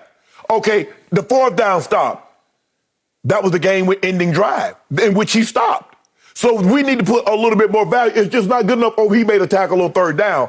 Explain that 3rd down stop, Skip. You said they were about to blow the game wide open. They get a 75 out the gate, 12 seconds into the ball game. Now they have the lead. They come right back. Matthew Stafford, first play, throws a pick. 3rd and 3. At the 11. 3rd and 3. Aaron Donald blows the play up. So instead of them going down even more, he keeps the game within reach. So for me, Skip, I understand, and for me, like Dion is I'm always going to evaluate a guy that's closer to the quarterback, give him a little higher grade. Because Skip, I can stay away from Dion. I ain't got to throw it. Why am I going to hit my head against the wall trying to prove a point? Or I can throw on Deion Sanders, okay? Nobody did. Ask Brett. He told Brett, you throw it over here again, I'm going to go to the house. That is correct. Brett threw it over there, and he did. He high-stepped his way into the end zone. That is correct. Skip, for me, I agree with LeBron. If LeBron said that's the greatest player that he saw play, because, Skip, he was really young when Reggie was at his apex. You know, he was really young when Bruce Smith was at his apex. But for me, Skip, he's no question, Aaron Donald is the greatest player that LeBron James has ever seen. So he's a top 5 defensive player. Skip, he's not done now. And I said, when it's all said and done, I believe you'll talk about LT and Aaron Donald in the same breath, the same way. He now says, I'll come back if you re-sign everybody else. Well, good luck with that, because there's this thing called the salary cap. Skip, we go through this every year. Like, where do they find the money from? All of a sudden, people pulling money out their mattresses, and they got a couple of dollars in their shoes. I know, but the problem is Aaron Donald wants to be the highest paid defensive player. And all of a sudden, Matthew Stafford wants to be the highest paid quarterback. Won't fit, can't do it. We'll make it fit. Yeah. We'll make it work. Okay. They did it in Tampa. Yeah, everybody came back on minimum deals, incentive-lace deals. You know it, and I know it. Even playoff Lenny, he came back for nothing because they all wanted to truly run it back with the GOAT. That's what happened. Nobody thinks Matthew Stafford is the GOAT. No. So, okay. My turn. Yep. One of the oldest cliches is, when in Rome, do as the Romans do. Right. Correct? Right. Well, I'm going to paraphrase that in honor of your man, LeBron. When in Rome, say what the Romans want to hear you say, because they want to hear you say, oh, Aaron Donald is the greatest defensive player ever. He's a Ram. You're a Laker. LeBron loves to associate. He wants to glom on to greatness. That's what you know it, and I know it. Let me associate with greatness because they just won the championship, and I'm now their unofficial cheerleader. I don't know what he is. It's like he wants to be part of the Rams now. Skip, you make it seem like the man said like Aaron Donald's a bum. Okay, once upon a time, LeBron was a Cowboy fan. He's talked about it again and again. He was a Yankee fan and a Cowboy fan growing up in Akron. And he is old enough to have watched those 90s Dynasty Cowboy teams that I covered, right? And you got no play. Oh, go ahead. I see where you're going with this. That team that LeBron actually witnessed win 3 Super Bowls had the second greatest pass rusher I've ever seen. And his name was Charles Haley. And he is woefully, painfully, criminally underrated because you want to talk about a devastating force? Yeah. He was the second most devastating, dominating pass rusher I've seen this side of 56, Lawrence Taylor of the Giants. No, Skip, look, I love Haley, but he wasn't better than Reggie. He wasn't better than Brucey. Listen, he changed life in Dallas. Jerry Jones pulled off one trade in his life that actually contributed to a Super Bowl championship. Can I ask you a question? And it was Charles Haley, who only won 5 rings. Let me ask you a question. 5 rings? Let me ask you a question. You have a chance to get Charles Haley, or you should get a chance to get Reggie White? Which one you think I'm taking Charles Haley. I watched too many games. I watched too many Cowboy-Packer games in which Reggie White was rendered all too quiet. Like Aaron Donald often is rendered all too quiet. I got to tell you. If somebody gave you a chance, you know how many times Eric Williams owned Reggie White? Skip. Eric Williams owned him. I'm not exaggerating. It happened again and again and again. I once upon a time, Reggie didn't like this, but I called him Betty White because he got turned into Betty White by Eric Williams. Reggie, Skip, look, Haley had an unbelievable career. He has 5 Super Bowl rings. And before Tom, he had more as a player than anybody before Tom got 6 and ultimately getting 7. But he wasn't better than Reggie. He was not better than Bruce Smith. I know what my eye test tells me. You need LASIK. Okay. You should have got it back then. By the way, Deion Sanders is just like on another planet. Right. He's somewhere else. In overall impact, it's hard to even quantify it. And I agree with your premise. Well, he doesn't rush the passer, so he's rendered sort of obsolete over there because nobody even plays that side of the field. Right. But because of that, it makes you play half the field. Right. Because Skip, he might go lead the game with 1 tackle. Nobody throwing. I mean, when he was at his apex before that toe injury, you just went to the game and said, okay, guys, you're going to be the decoy today. We're going to work on the other side. We're going to work on the other guys. That's what we did in 98. We played him in 98, Skip. We beat the hell out of the other corner. Mm-hmm. He had his hands full. Yeah, once upon a time, I saw one game when somebody tested him. Troy Aikman had to test him because they fell behind 21-3 in the NFC Championship game at Candlestick. And Michael Irvin went one-on-one with his best friend, Dion, and it went all game long from about mid-first quarter to the bitter end. And I believe Michael went for 221 yards receiving in that game. It was extraordinary, which is why I say Michael's the greatest receiver ever, but that's a whole nother debate. Right. Now back to Aaron Donald. My issue with Aaron is simply this. For long stretches, he's too quiet. His motor doesn't run as hot as I would like to see it run. Charles Haley's motor ran hot. Lawrence Taylor's, he was like a pack of crazed dogs. It's easier for your motor to run hot when you're on the edge and you're getting a lot of single. He's a DT. So the last time the Rams made it to the Super Bowl, they had to win 2 playoff games to get there. And in those 3 playoff games, including the 13-3 loss against Brady and Belichick, your man Aaron Donald had 0 sacks, and Pro Football Focus ranked him the 20th best defensive player in that playoff run through the Super Bowl loss. And against the Patriots, he had 0 solo tackles. He had 1 assist. He had 1 hit on the quarterback and no sacks. It's just too quiet for me to say, there's Lawrence Taylor. That's better than Lawrence Taylor. Skip, if you go back and look at LT numbers in Super Bowl, it wasn't like he had 3 sacks, 4 sacks. It wasn't like he had 4 tackles for losses. It leaped off my screen. Yes. I could just see it. You didn't see Aaron Donald? Okay, wait a second. I'm about to get there. So I've watched 5 games in which Aaron Donald has played against my Dallas Cowboys, and I thought LeBron's Dallas Cowboys. 5 times. I think LeBron would have watched these games. He has 1 sack in 5 games. And in 2 of those games, seriously, I sat back at the end of the game and I thought, was 99 hurt? I have to look up participation. Did he play enough snaps? Did he play? Oh, he did. He played high snaps. Where was he? I don't know. And you say, well, Zach Martin, and with a little help from Travis Frederick, that they just shut him down and shut him out. Right. Well, really? Yeah. Well, you shouldn't. If he's the greatest defensive player ever, you should not be able to do that. Well, that's what they did with LT. That's what Washington changed their game plan. That's why they put the H back in. So think about it. Joe Jacoby and Jim Lachey were all pro left tackles, but they left Don Warren in to help him deal with LT. And what offends me the most is how you have overhyped Aaron Donald's Super Bowl performance. You're going against the worst pass blocking line in the history of the Super Bowl. It's like not even close. Yes. They allowed 51 sacks during the regular season, and they had allowed 19 more sacks through the playoffs. That's 70 total sacks. They're an abomination. They're all going to be eliminated sooner than later. They'll replace all 5 starters as fast as they can replace them to try to save what's left of Joe Burrow's career, because he's not going to last much longer. They're going to be Andrew Luck. Okay? So against that line, you are ranked by Pro Football Focus the best pass rushing front in all of football, because you've got Von Miller and you've got Leonard Floyd and you've got Greg Gaines, and you even have that kid Ernest Jones, who just, number 50, leaped off my screen as a blitzing linebacker the other day. So it is a complete mismatch. And in the mismatch, Aaron Donald managed to go 3 solo tackles and 1 assist. 6 Rams had more tackles than he did. He had 2 Which sacks. one had a bigger tackle than that 31? Okay, I'm about to get there. He had 2 sacks, did Aaron Donald. Well, so did Vaughn. Yes. And then how about 2 tackles for losses? So did Vaughn have 2 tackles, and Ernest Jones had 2. And then hits on the quarterback. Well, 3 for Aaron Donald and 3 for Von Miller. How many pressures? Okay.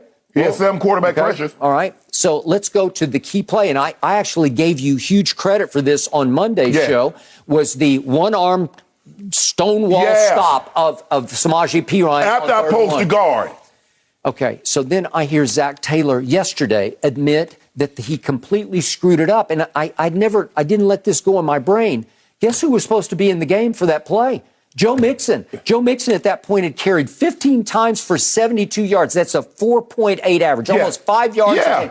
Okay, who had a better chance of escaping a one-arm tackle? Joe Mixon or Samaje Perine, who goes 200 But Skip, how's that Aaron Donald's fault that the head coach made an offensive coordinator make a mistake and not put the wrong guy in? It discounts the tackle. No, it doesn't. Yes, it does. It discounts it because Joe Mixon was supposed to be in, but Perine was in because he's a better pass protector. Okay. He's better at blitz pickup. Okay. He can block 50 better than Joe Mixon can.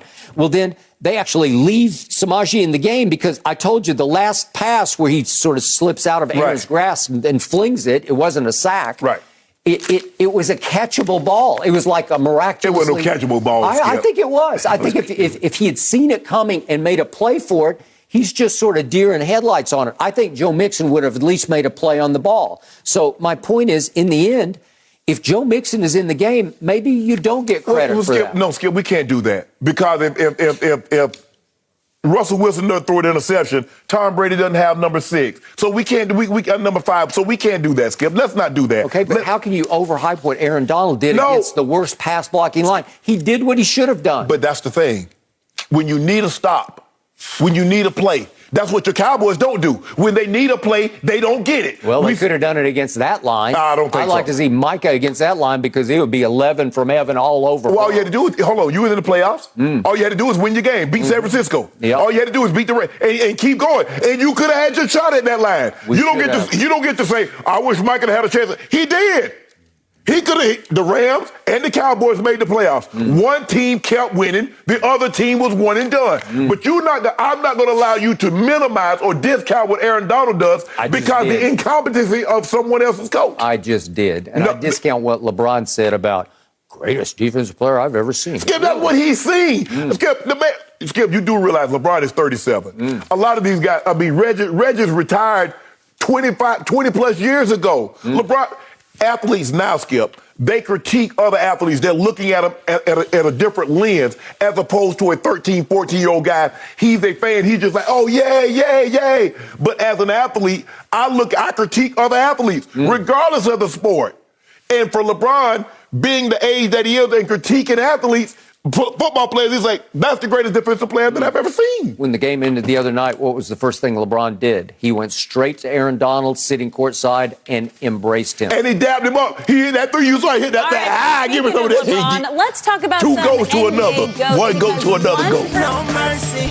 When talking GOATs of the NBA, the conversation always starts and ends with Michael Jordan and LeBron James. However, LeBron's agent, Rich Paul, gave one argument why he's siding with the King, recently saying, quote, the road for LeBron was just as hard, if not harder, than the road was for Michael.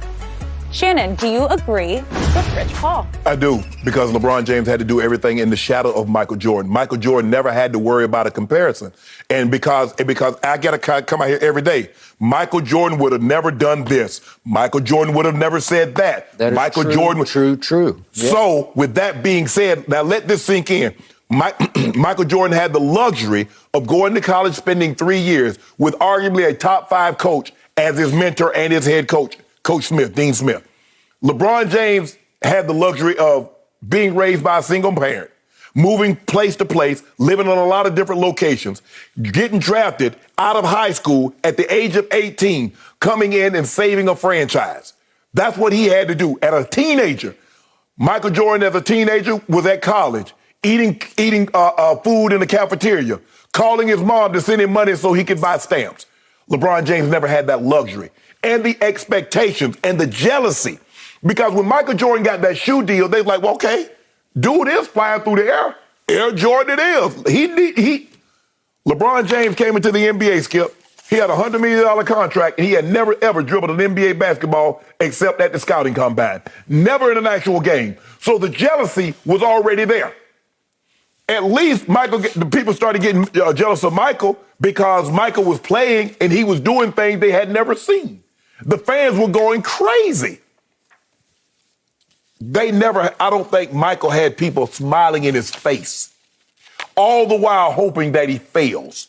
That's what LeBron had to go through and still currently goes through. I don't think all these players that be, Bron is in his corner that want to see him succeed like he wants to see them succeed.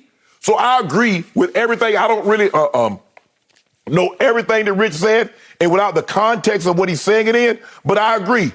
I believe the path that LeBron James has had to travel, because take it from a guy, Skip, I'm 3 years younger than my brother.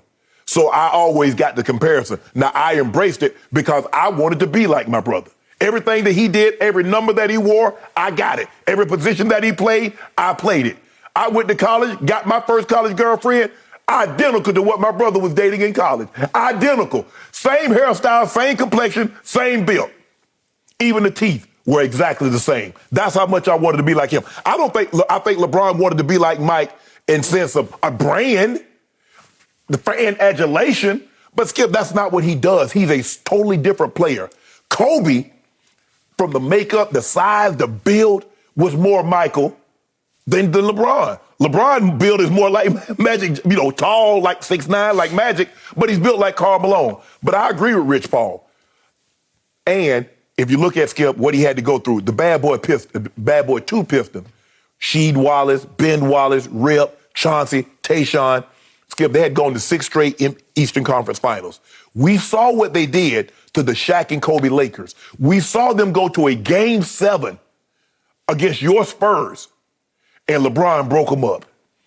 A little young kid, Skip, be 22. He ain't got no business. He ain't got no business doing that at 22. What 22-year-old? Tell me the 22-year-old that's come in the NBA and did what LeBron. Magic. I only think I want Magic. Magic, the only one that can say, you know what, LeBron, I can match you step for step, bro. Step for step, because at 20, I won an NBA championship, and I was Finals MVP. So I agree with everything Rich Paul said. Quick point of order before I launch on this. As they said of Michael when he was at North Carolina, only one man in the world can stop Michael Jordan, and that is Dean Smith, who happened to be his coach. But they said let him do what he started to do when he got to the NBA. Right, but Skip, that was once he got to the league. Nobody thought he had that when he was at North Carolina. Nobody saw that coming. Because he was stifled. We didn't know he was stifled at the time until he got to the NBA and he took off his rookie year and averaged 28 points a game. Okay. Just for the record, for those who don't get this, Rich Paul is very close to LeBron because LeBron oversees Clutch Sports. No, he does not. He funded it to start it. You know, and I know he did. And Rich Paul runs Clutch Sports for LeBron. And they are also obviously the closest of friends and have been for many years. You know this better than anybody because you're the fifth horseman in that group along with Maverick and Randy. Am I right? Yep, that's me. Okay, thank you very much. When I read these remarks from Rich Paul, and I do not condemn him for these remarks because he needs to say this because it's his job to say this, to support an attempt to convince the many billions of blind witnesses. Did he lie? There. Yeah, he lied. No, he didn't. He lied through his teeth on this one. So he says that the road was just as hard, if not harder. And I think the biggest reason is everyone wants you to do something the way somebody else did it previously. Yes. LeBron was a kid, and yet the media wanted LeBron to be like Mike. Stop it. No. LeBron wanted to be like Mike. LeBron didn't just invite the comparison. He embraced the comparison because he chose out of high school to wear 23. He wore it in high school. He chose out of high school when I'm talking when he went to the league. Okay, so he chose 23. You could have chosen 16. I don't know. You could have chosen anything, but you chose Jordan's number, and you adopted, if not stole, his pregame powder toss. That was his unique trademark, and you said, "I'm going to do it because I got next." You invited the comparisons, and then you got crushed by the comparisons early on because be careful, young man, what you wish for. Yes. It's just hard. It's impossibly hard to live up to what that guy did. And LeBron tried, and he had tattooed across his back, chosen one. Sports Illustrated for called him the chosen one. Okay, but did he have it tattooed on his back? Yeah, because he was the chosen one. Okay, all right. You're asking for it. So don't say, oh, it was such a hard road. You paved your own road. You made it. You cut it right through the trees and paved it. It was hard. You said, I'm here. I've arrived. I'm the next Michael Jordan. It was a hard road, but he smoothed it out. Like you said, he paved it and made it able for you to go call smooth sailing. He did that. He did that, Skip. You know he did that. It was an impossibly hard road that he he constructed for himself.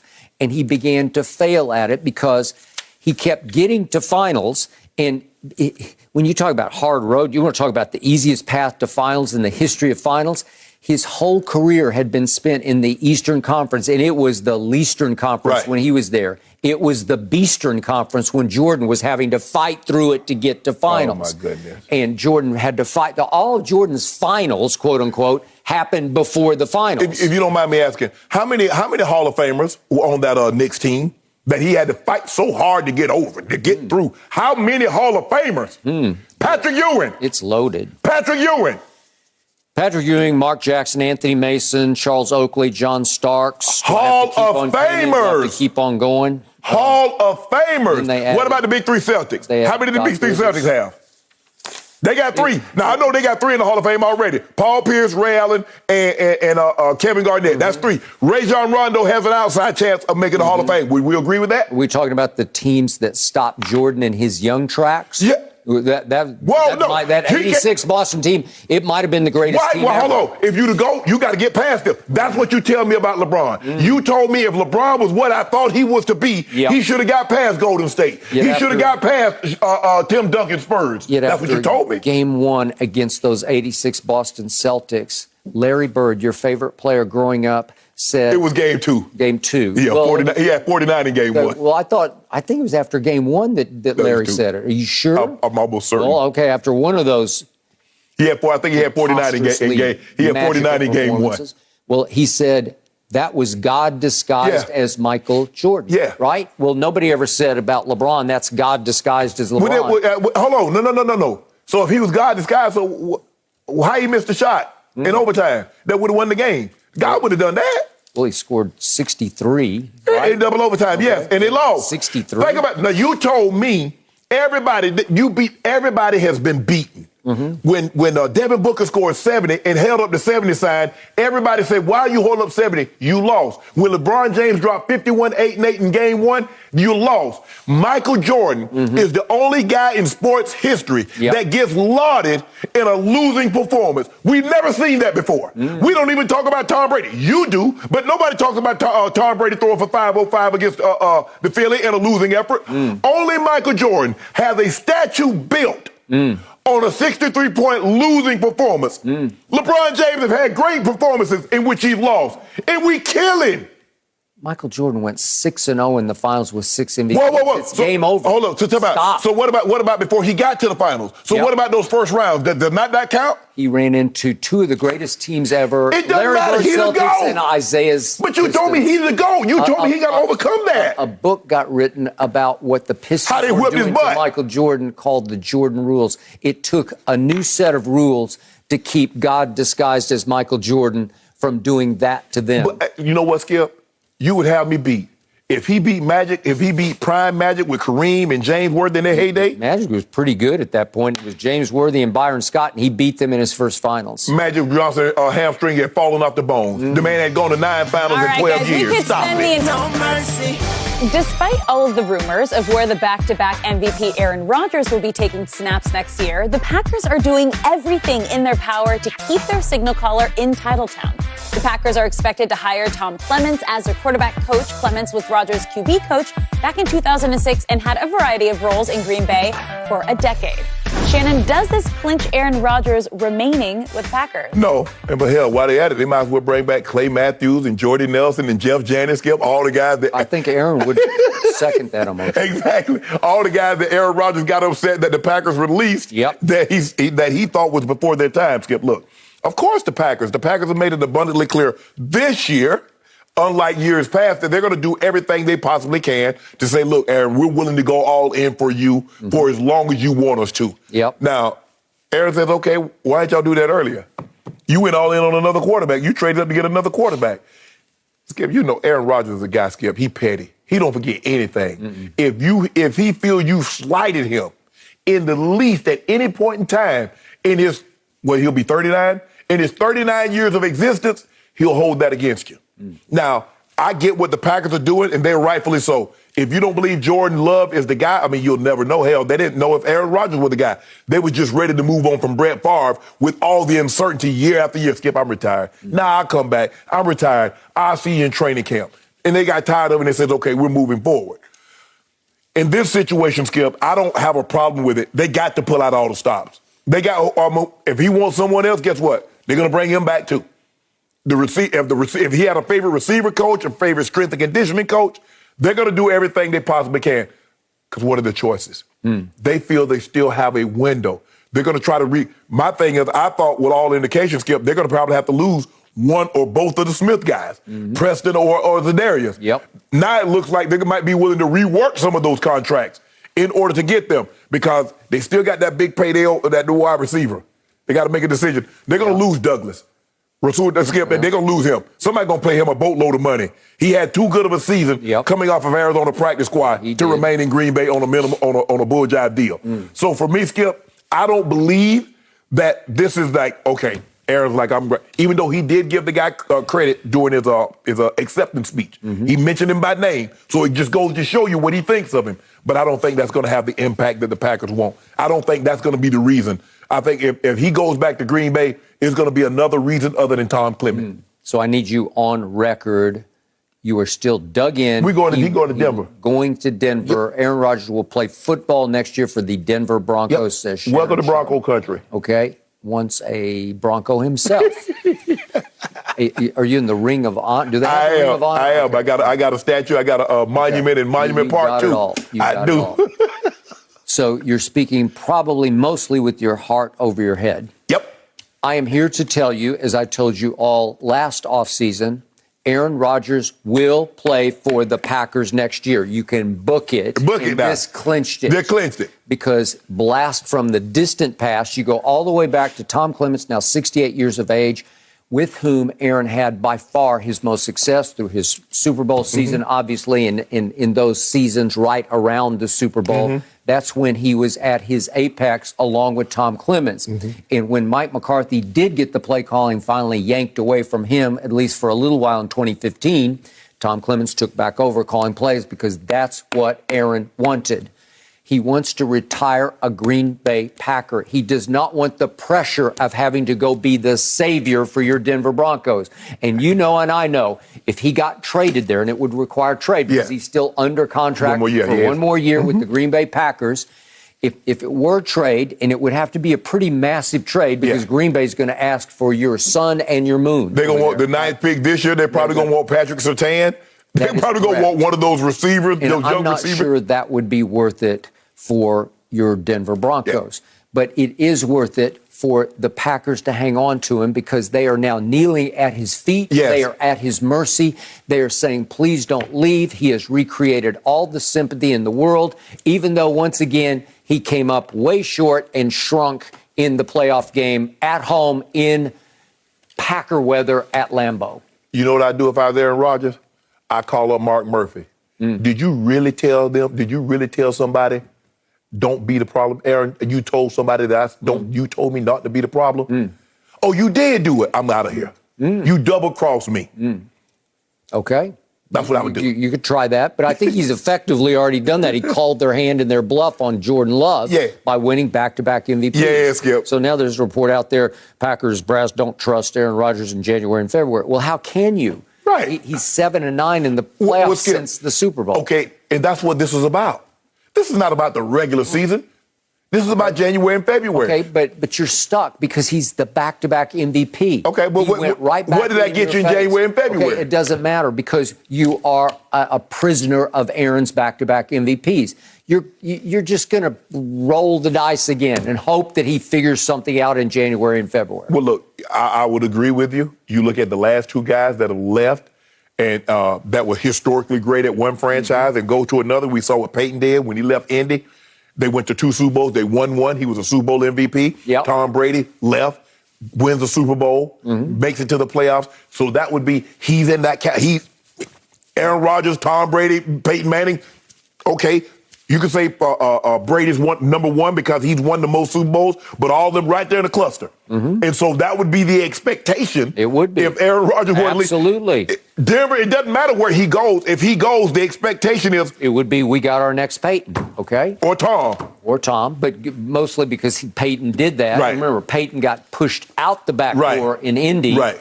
And Tom got pushed out too, Skip. Coach Belichick didn't want him. Okay. You know that. I'll buy that. But Aaron's got it made in Green Bay. He runs the show. He is the face of not only the franchise, but the state and Packer Nation. He's not going to leave. He's going to retire a Green Bay Packer. I mean, let him. I want him to bring his little lion self to Denver. Let him out. Let him out to the fans. Yeah. And hope he turns back into a lion. No mercy. In his book, Shaquille O'Neal opened up about how he had different relationships with Kobe Bryant and LeBron James when he played with both superstars. Shaq wrote, quote, "I always tell people in terms of being tough on the young stars, I was a 10 with Kobe and a 1 with LeBron. I didn't say anything to LeBron, didn't have to. He had it figured out at a very young age." Shannon, what does this tell you about Kobe and LeBron? Well, I think the thing is that Shaq was trying to realize what each guy needed in order to get the best out of that guy. But Shaq was at a different stage of his career when he interacted. He also said he was a forward with D. Wade. Mm-hmm. So, but Skip, you have to understand, Kobe was 18, Shaq was 25. Shaq was the most dominating player. He was on his way. Because remember, Skip, and when Kobe got drafted, Shaq, even though it was some controversy, was already a top 50 member. He was a member of the 50th anniversary team. He had only played like 4 years in the NBA, and he was already a top 50 player all time. And he was worthy. Mm-hmm. So he was at a different stage. Here's Kobe coming in. Yep. You know, Kobe's like, I'm the young bull. I got to show myself. Like, hold on, bruh. That ain't what we need. That ain't where we are right now. Slow it down. He gets to Miami. D. Wade is at a different stage. D. Wade's a little older. Yep. Okay, I don't need to be as hard as. Yeah. But I think the thing was, he knew that was D. Wade's team. Yep. Right now, Kobe's from day one, from the jump. I'm challenging you, big fella. Mm-hmm. That's how it is. I got to challenge you. I want the block. You on the block. I want it. Mm. He goes to Cleveland. LeBron is 25. Arguably one of the top 2 players, if not the best player in the NBA. Shaq is 37. Shaq was averaging 12 points a game versus 29, 30 points a game when he's with Kobe. Yep. So you see where he was at his career compared to where he was with LeBron in his career at that point in time, Skip. So for me, and Shaq understood, I think you have to understand, all leaders, the really good ones, Skip, you don't lead everybody the same. How can I extrapolate the best out of you while leading you? And really good leaders can get you to get things that you probably couldn't get on your own. Maybe Shaq should have been an 8, and the relationship wouldn't have become as contentious with Kobe. Wouldn't have become as contentious because Skip, I still believe, yes, they won 3 and 5 and got 3 out of 4. Yep. But Skip, I believe they left some on the table. I believe if they could have gotten along better, and it just goes to show you how hard it is to keep it together. That's why, Skip, I take my hat off to Magic and Kareem. Because think about what Kareem was. Kareem was the MVP. Magic's rookie year. Magic went finals MVP, and Kareem basically said, okay, young fella, go ahead and take it over. Okay, but what happened? Magic walked in the door at age, what was he at? 20. 20. He was 20. And called him Cap. Okay? Yeah. Because he's saying, I defer to you. You're the man here. I'm going to go along for a ride with you. Right? Because Kareem was already like 30. He was already like 10 years older. Okay, but Magic played that beautifully. Yes. If Magic had gone at him and said, it's my team now, we would have had big problems. But see, Skip, Kobe wasn't willing to concede. Kobe like, big fella. That's Kobe. That's what he was made of. That's what drove him. And I'm going to restate the painfully obvious here. They did win 3 together, right? Yes. Kobe turned around and won 2 more by himself, so he said, I got 1 more than Shaq, right? Yes. With Gasol.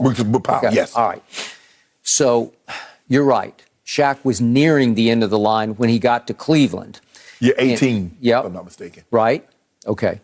So the only thing that caught my eye and my ear about this quote was that LeBron already had it figured out.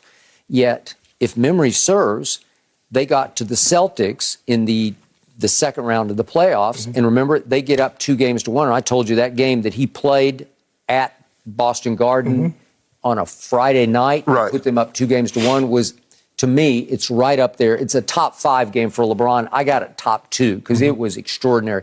He dominated them in ways they just were not dominatable at that point.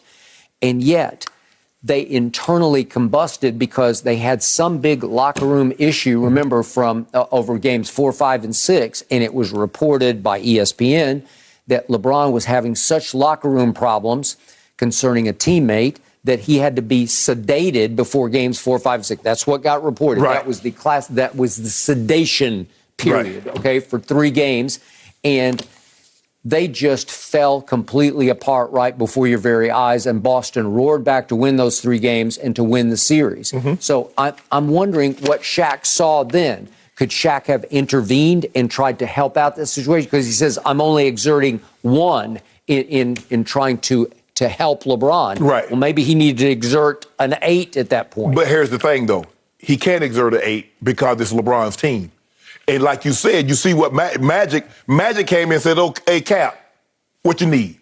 Oh, you want it down on the block? No matter what. Hey, somebody else might have it going. Nah, Cap need this thing now. Hey. It was complete deferral. And that's, but Skip, see, that's what, Magic was a leader even though he didn't know he was leading. By acquiescing and saying, Cap, what you need, Kareem, what you need, I got you. Everybody saw that. Now, all of a sudden, that thrust him into the leadership role. Kareem said, nah, young fella, it's your turn now. You lead, I'll follow. Magic gonna get him his touches, Skip. He know, hey, think about it, Skip. You Showtime Lakers with a 7-2 center. You ain't playing no small ball. You try to get out running, but get in the half-court set.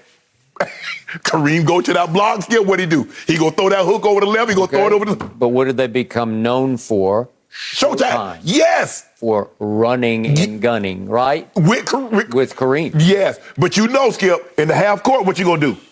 You couldn't run all the way because even though you try to get out and run, a lot of time in the championship game, it's a half court game. That's a great luxury to have when you got the guy with the most unstoppable shot that's ever been created. But I just think the thing is, Skip, is that where Shaq was at 25 versus where he was at 37 is entirely 2 different places. The mindset. LeBron knew it was his team. There was no challenging of the team. I just think early on, Kobe trying to make a name for himself, Shaq trying to exert his dominance, and then eventually, Skip, something's got to give. You know, two Bulls that no matter how, like, okay, you got all that property over there. They're going to come together. You got to fence them. I don't know anybody knows. When you got 2 males, you're going to have to fence them. They ain't going to be happy together. That is true. But boy, was that fun to watch. No mercy. Anthony Davis's MRI showed that he has a mid-foot sprain, and the Lakers announced he'll be reevaluated in 4 weeks. That timetable means the injury-plagued big man won't be back until mid-March at the earliest. So, Shannon, we are just 2 seasons removed from the Lakers trading away their future in exchange for AD playing a pivotal role in the bubble championship. So, has it been worth it? Yes, because they got a title. The question you have to ask yourself, with Lonzo Ball, Brandon Ingram, the team as currently constructed, do you believe they could have won a title?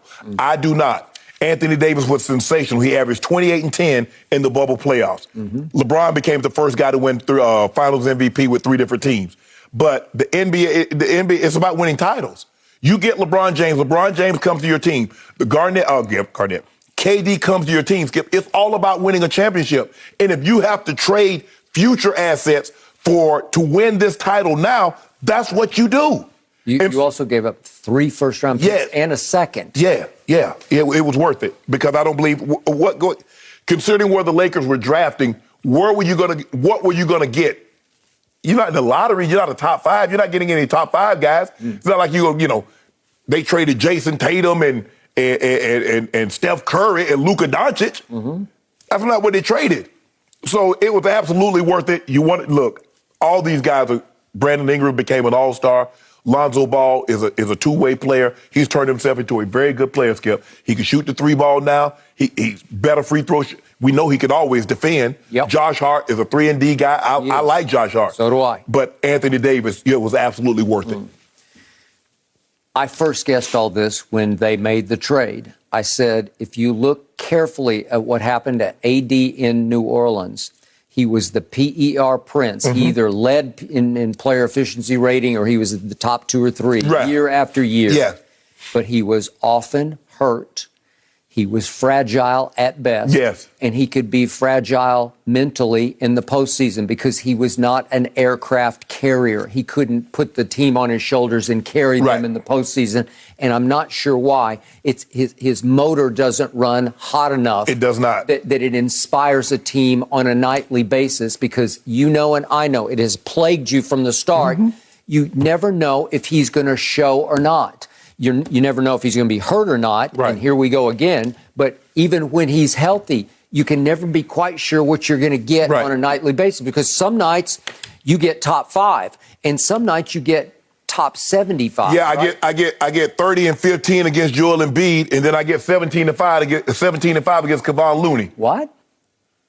I mean, you see him have these numbers, and then he goes out there and plays. He gives you, 13 and 7 against Nurkic. I'm like, what the hell? Okay, but I'm here to tell you, you did get a championship, but it was a somewhat lucky championship because Anthony Davis found himself at the right time, right place at the rightest time. Right. It was literally a bubble.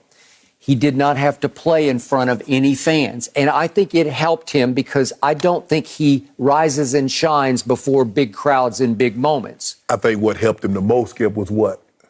The 5 months they didn't play. Okay. So there was no chance for him to get injured. Well, he wasn't. He was as healthy as he's ever been, and he got on a roll in front of no fans in a bubble in which some of the teams just didn't want to be there and couldn't sort of live through it. The Clippers, I keep reciting what my man Jared Dudley said about the Clippers after the bubble was over. Them boys just didn't want to be there. Well, Skip, that was the mentally toughest challenge. Because what did athletes get an opportunity to, Skip? When you got that kind of money, I can go, like you said, James Harden can take his private jet, go to Vegas, go to this, Houston, go all over the place. Now you're confined to one area. You can't, nobody's in, nobody's out. And yet, who did you nickname Lemon Pepper Lou? Yeah. Right? Yeah, he escaped for a weekend and he went home, right? He did. And he went to, you know what? Yeah, it took him a while to get back. Skip, the wings. Okay, but the point was they got to the final. Well, first of all, they didn't have to face the Clippers because the Clippers got up 3-1 on Denver and just flamed out because they did not want to be there. They didn't have the mental stamina that LeBron's team had. Well, they wanted to be there to get up 3. They wanted to be there long enough to get up 3-1. But in the end, you know and I know, they got to play the 5th seed from the East in the finals, and the 5th seed had lost its leading playoff scorer in Dragic and lost Bam in game 1, and it's over. It shouldn't have lasted 6, but it did. We're going to do them anyway. Well, if Danny Green had hit the shot, it wouldn't have lasted 6. That's Danny Green. That's what he always was. Yeah. And this is what AD always was. You got a break with him to win a championship. So I guess you'd say it's worth it, but it's not going to be worth it down the road. You might be right. Okay. But the one thing that Lakers can do is that they can attract free agents because it is L.A. and it is the Lakers. Better hope so. No mercy. In his last game before the All-Star break, Luka Doncic scored 49 points in the Mavs' 125-118 win over the Pelicans. And after fading to the background of the MVP race this season, Luka legend is starting to get some more buzz as Dallas has won 6 of its past 7 games. So, Shannon, we know you're big on Luka. So just how close is he to another of your favorite players, Larry Bird? Really, really close. And I said it when I first saw it. Yes, Skip. What are you seeing? You need new glasses. Larry Bird averaged 24, 10, and 6. 24 points, 10 rebounds, 6 assists. Luka's averaging 26 and a half, 8.5, and 8. Both guys could score. Both guys could facilitate. Both guys could rebound. I want to see Luka get McHale, Parrish, Archibald, and Walton. 4 top 75 players to line up beside him, and then we'll have a clearer picture of how good Luka is. Do you realize Luka's an even worse free throw shooter and three-point shooter than your man LeBron is? Yeah. And he's pretty pathetic by superstar standards. Do you realize Luka is making only 73% of his free throws, which is abysmally bad? It ranks 89th of 106 free throw shooters. And you're saying he's Larry Bird? It's blasphemy. Skip. We're going to get struck by lightning. But see, you want to take just one aspect of the game. There are 2 aspects, free throws and 3-point. He's 33.5% from 3. It's horrendous. Skip, he's 26 and a half, 8.5, 8. 26.5 points, 8.5 assists, 8 rebounds. Skip, the kid's 22. He's killing his team shooting from the free throw line and the three-point line. All I know is the last 15 games, he's 33, 10, and 9. He has 40-plus points in 5 of those 15 games, and he dropped a 51 bomb on y'all head. The Clippers, you remember that? And what did he do last night? Did you see him last night? Yeah, he could have had 50, and he missed 2 free throws at the end, and he's laughing about it. He laughs at everybody and everything. And I'm saying, how does he keep getting away with that? He got 49. He was laughing at the Clippers last year for a while, wasn't he? Hey, and then they... And then what happened to the Clippers? Yeah. What happened to the Clippers? Well, they came back on Dallas, didn't they? And they came back on Utah, didn't they? And then they came back on Phoenix, too, didn't they? Luka, baby bird. Baby bird. Baby sparrow. Don't do that, Skip. Don't do that. Get a man his credit. Give him 4 off top 75 players all time. That's it for us. No, it's Thank you for spending your morning with us. Make sure you enjoy the Daytona 500 this weekend, but don't go anywhere because the herd starts right now.